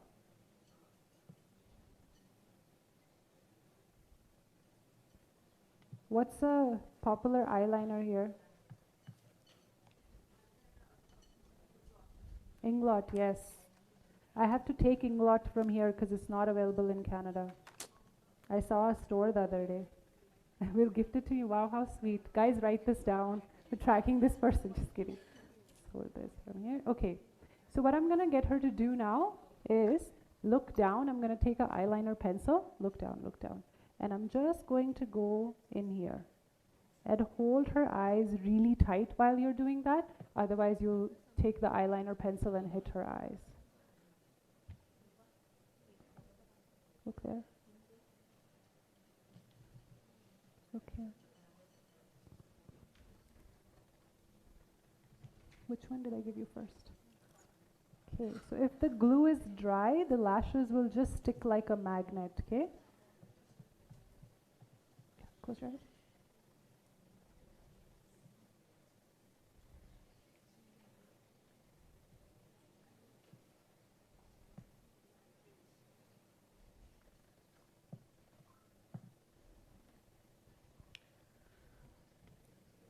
Okay, Jess. Yes. Audience question. Yes. So what do you have to say to the makeup artist who take multiple appointments in a day and finish few in a hurry just because to meet the time constraint? Take appointments that you can finish, okay? Otherwise, take help. You usually know how many makeups you can do in an hour.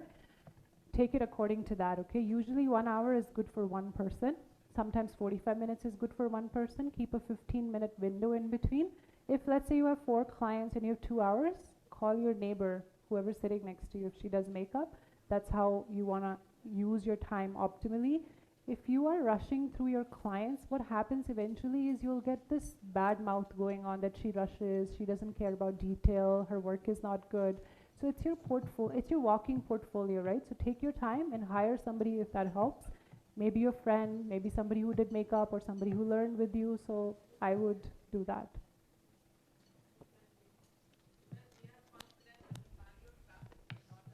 Ha ha ha. That I have no answers for, because if you find an answer, please give it to me first, because I've been struggling since I've come here. Anywhere you have to get, it takes so long. You're just stuck in traffic forever. Maybe metro. Okay, I'm taking MAC's Prep and Prime, just priming her lips. She exfoliated her lips before.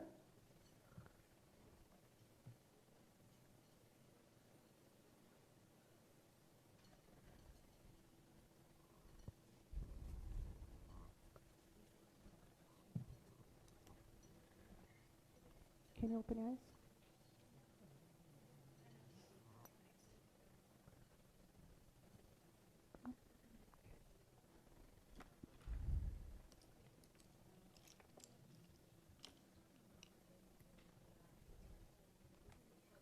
I'm just going to touch up a little bit more blush. So I'm going to take a tiny bit more blush and just add it on her temples. Same thing on this side, just add it on her temples. Just right here. And now I'm going to start lining her lips. I have the MAC liner here. It's called Whirl, W-H-I-R-L. If there is a liner you want to buy from MAC, Whirl works for everybody. Do you guys have questions? No questions? You guys want to share something? I am all ears. They want to share the coffee now. I would also like coffee. My throat is hurting from talking.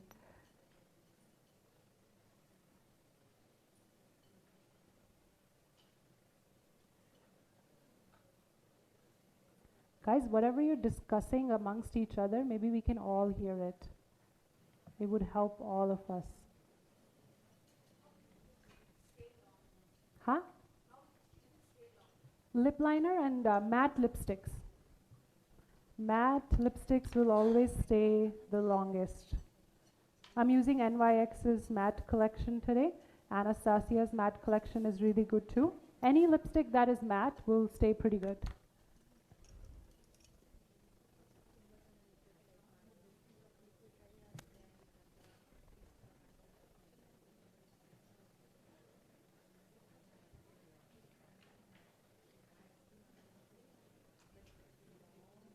Any questions for me?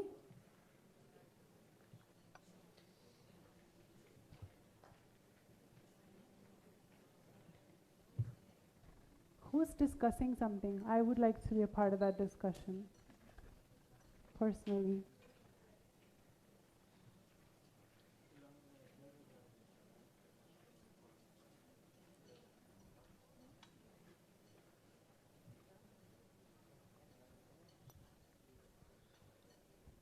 What kind of lipstick do you prefer? Like a matte, glossy? I prefer liquid matte lipsticks, but now 95% of my clients are asking for a gloss. I still make a very neutral base like I am right now, and then I would do gloss. Because if you just do lip liner and gloss, the gloss wears off and she's left with this strange line. So neutralize her lips and then you can do gloss. Is it gloss trend is trending here yet or no? It is? Depends on the client. Okay. Okay.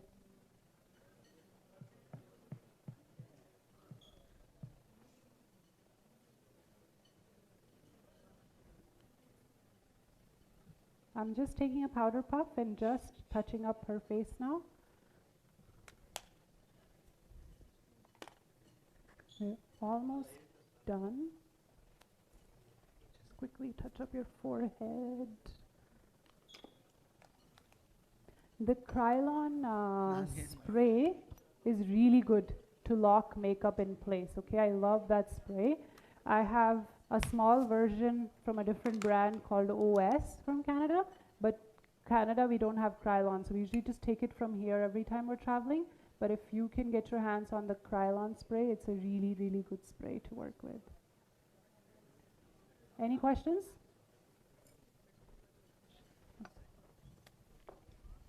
I'm going to do the all-nighter spray first, actually. Close your eyes.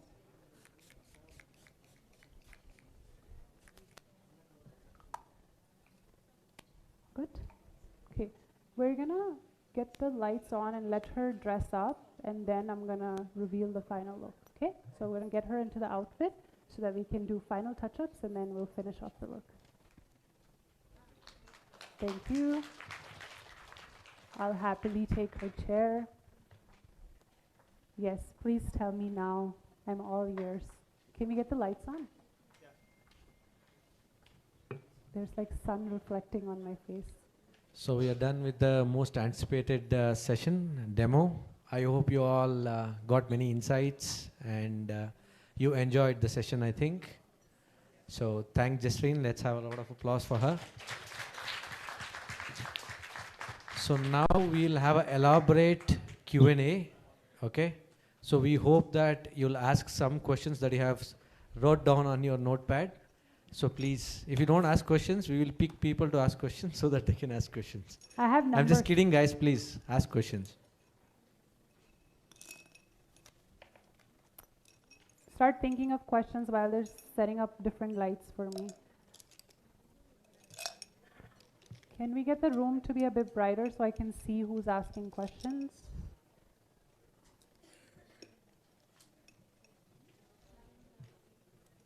Okay, guys, please tell me. Go ahead.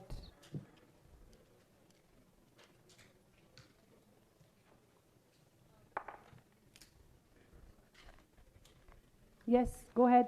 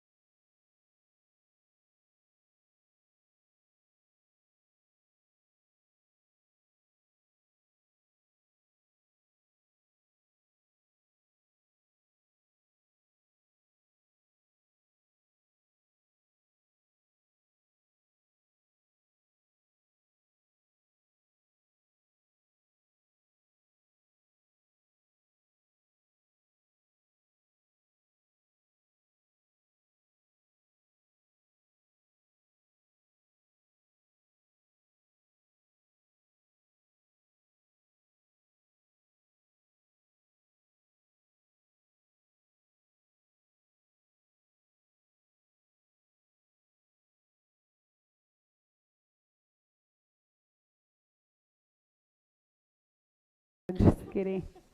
Okay, so some of you are pursuing it part-time, it looks like, right? Anybody pursuing it full-time? Hiding. Full-time. Okay, perfect. Anybody else full-time in it? Do you guys want to be full-time? Is that the goal, or the goal is to stay part-time? Full-time. Okay, perfect. I would suggest, if you are looking into makeup, upgrade your other skills as well. Makeup is seasonal. You know, brides don't get married throughout the year. What I had done was I started getting into facials, and not just basic facials. I got into microdermabrasion, microneedling, hydrofacials. Invest in yourself. You have one more skill. You can offer that to your makeup clients. You can do her facial, and then you can do her makeup as well. Invest in skills like, you know, maybe take up nutrition. You can tell her what to eat, what not to eat. So many people seek that, right? Pick up one more thing related to cosmetology. Maybe nails, gel nails, acrylic nails is trendy. I don't know how much permanent makeup is trending here, but for us, eyebrow tattoo, lips tattoo, blush tattoo is very trendy. So pick up one or two or more skills, and you can save up money by doing makeup to pick up those skills as well. So my personal suggestion would be to look into those things as well. Yes, and so nobody here does any like facials, nothing, nobody, just makeup people. Hair. Sari, okay, that's the whole shebang that happens is a part of makeup. Mehndi, yeah, see, mehndi is a good skill to pick up on as well. So bridal mehndi. Mehndi? Nice. What do you do? Bridal hairstyle. No makeup? Hairstyle. Hairstyles are nice too. Anything else? Massage. Facial massage is really good, but body registered massage therapy is really good too. Like people who properly put themselves through school and learn a proper spa massage. That's also something you can look into as well. Laser, I'm pretty sure lasers are now picking up here. There's lasers that are specifically good for dark skin tone. They're different than your regular IPL, so you can look into that as well. Anybody needs any translation, any questions? You're all understanding, keeping up with Jas? Good. Tejas is like, I'm not keeping up. But if you guys have questions you're not understanding, please stop me. I do want to do the final reveal for you guys. Then we'll get a little bit of coffee. Hopefully by then you guys have some good questions for me before I let you go. And then we'll have certificates for everybody. And then I know everybody's been asking for photos, so we'll do photos towards the end. Then we'll be all free. Good?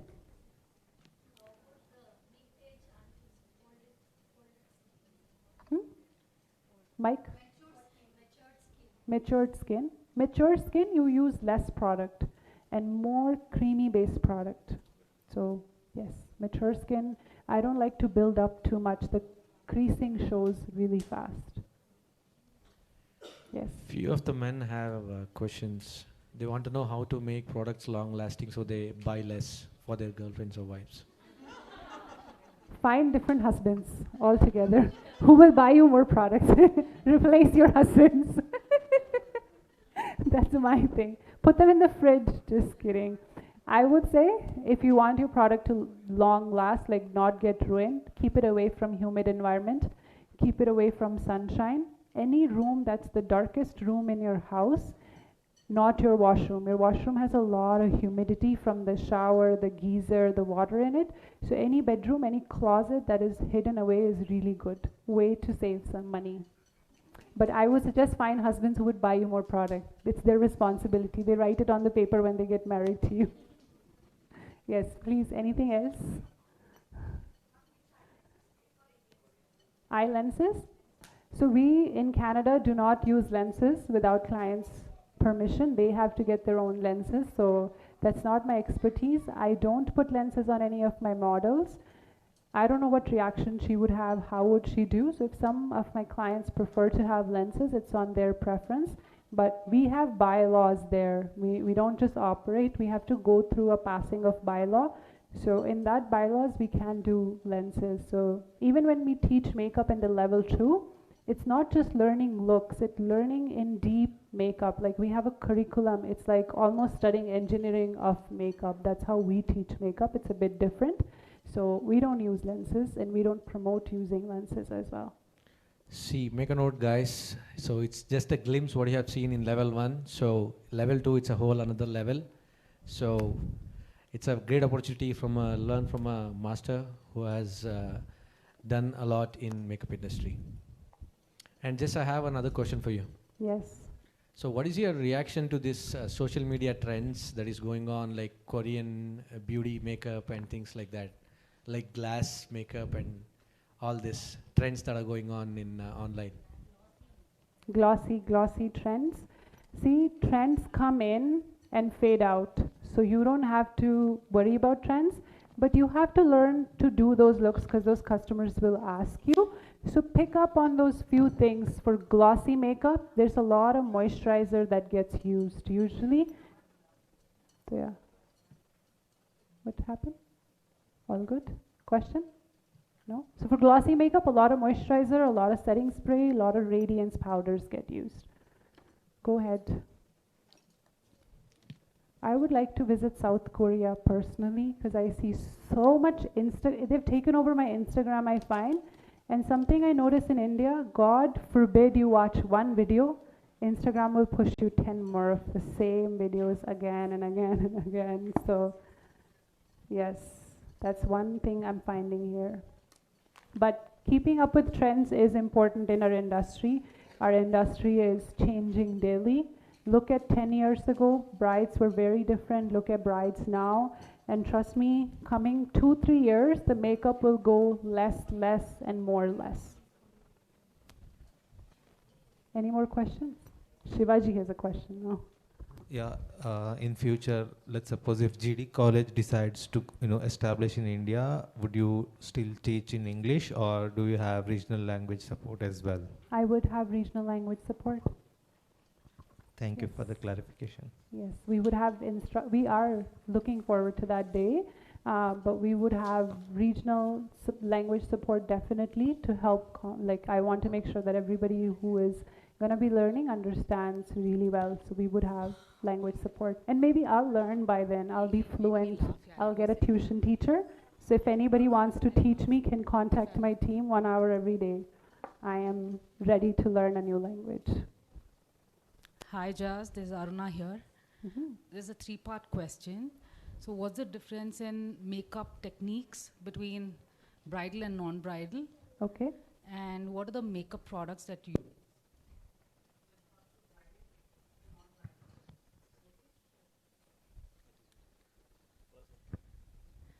And what do you charge for bridal and non-bridal? Okay. I think my model is here. It's a very good question. Let me save it for after high tea. It's a good discussion, 20-minute discussion that I can have on this question. So I'm sure all of you sit in a window where you're confused on what to charge, what products to use on what person, and how to differentiate the pricing strategy. Before I close off, I used to charge upwards of $2,000, so almost like 1 lakh for bridal settings. And non-bridal, I would charge $300 to $500, so about 18 to 25,000 for non-bridal. But I'll go in the market here and tell you after lunch. Cool. Can I have my model up on the stage when she's ready?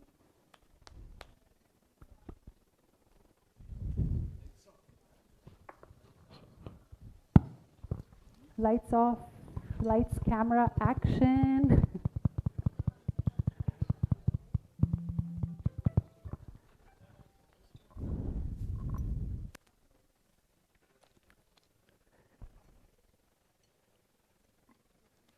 You know, when I go to these, what is that, Diljit's Illuminati tour, they used to say that he's resting his vocal cords for the show. So he would never speak almost like the whole day before.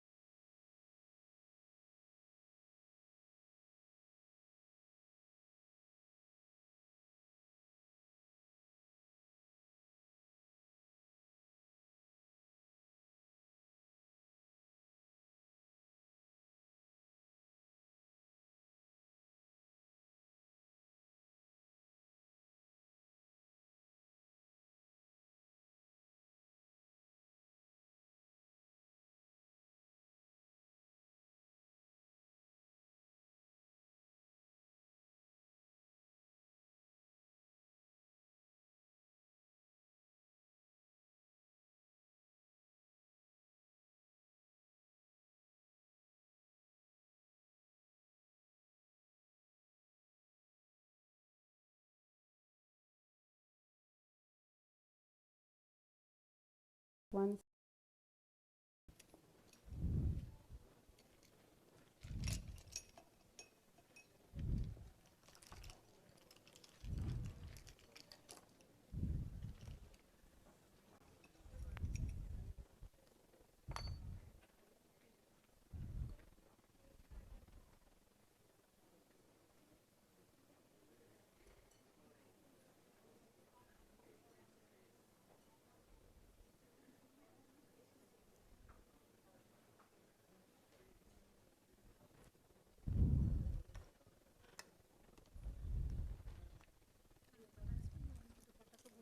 No, no, no, no.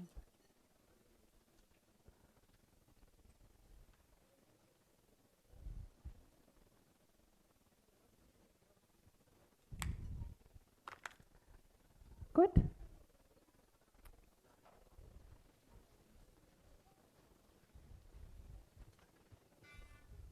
Can we get some good music?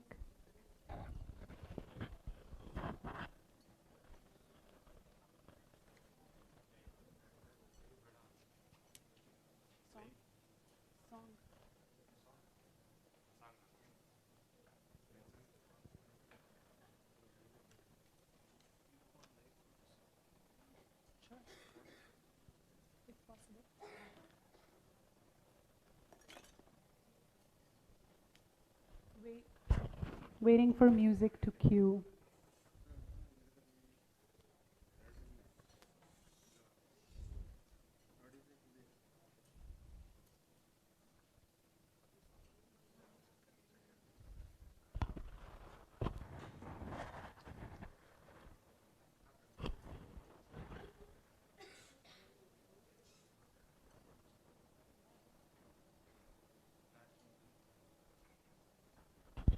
How is she looking? Beautiful? I passed? I'm waiting for music to play so she has at least some vibe to walk to. Otherwise, we'll all sing for her if they don't play us music. Music? Trying, trying.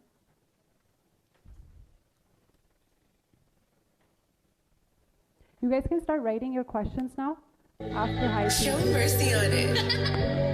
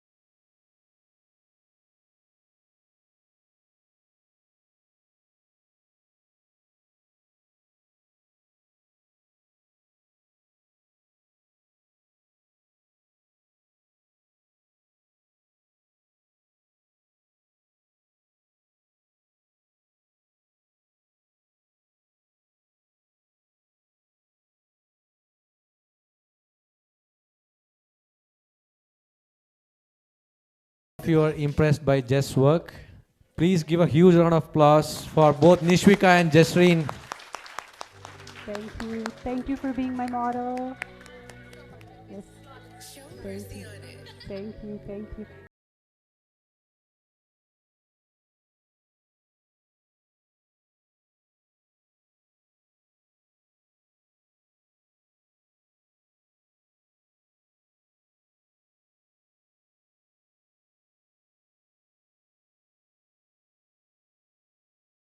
It's actually very flawless. I've been a model for almost 5 years, and the makeup feels very light actually. So whenever we go for a bridal shoot or anything like that, I always feel like I have at least 2 to 3 layers on my skin. But today it's not the case.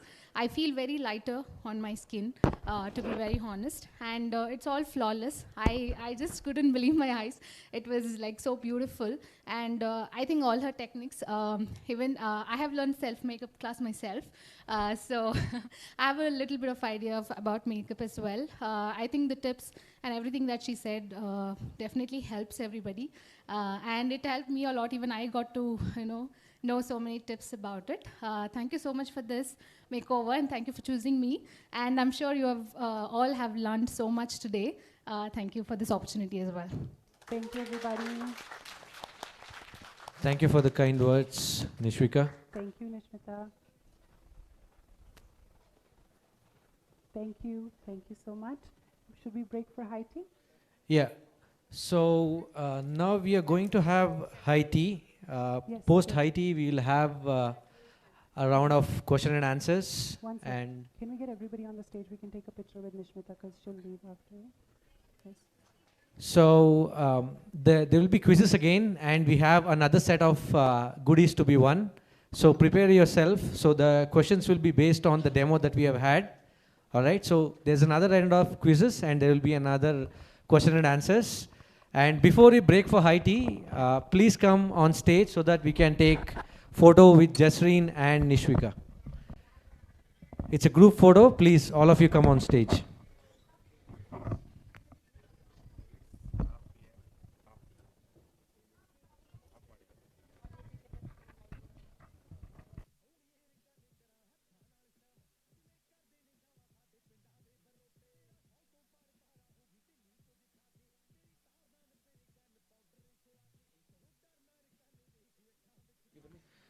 Please make space.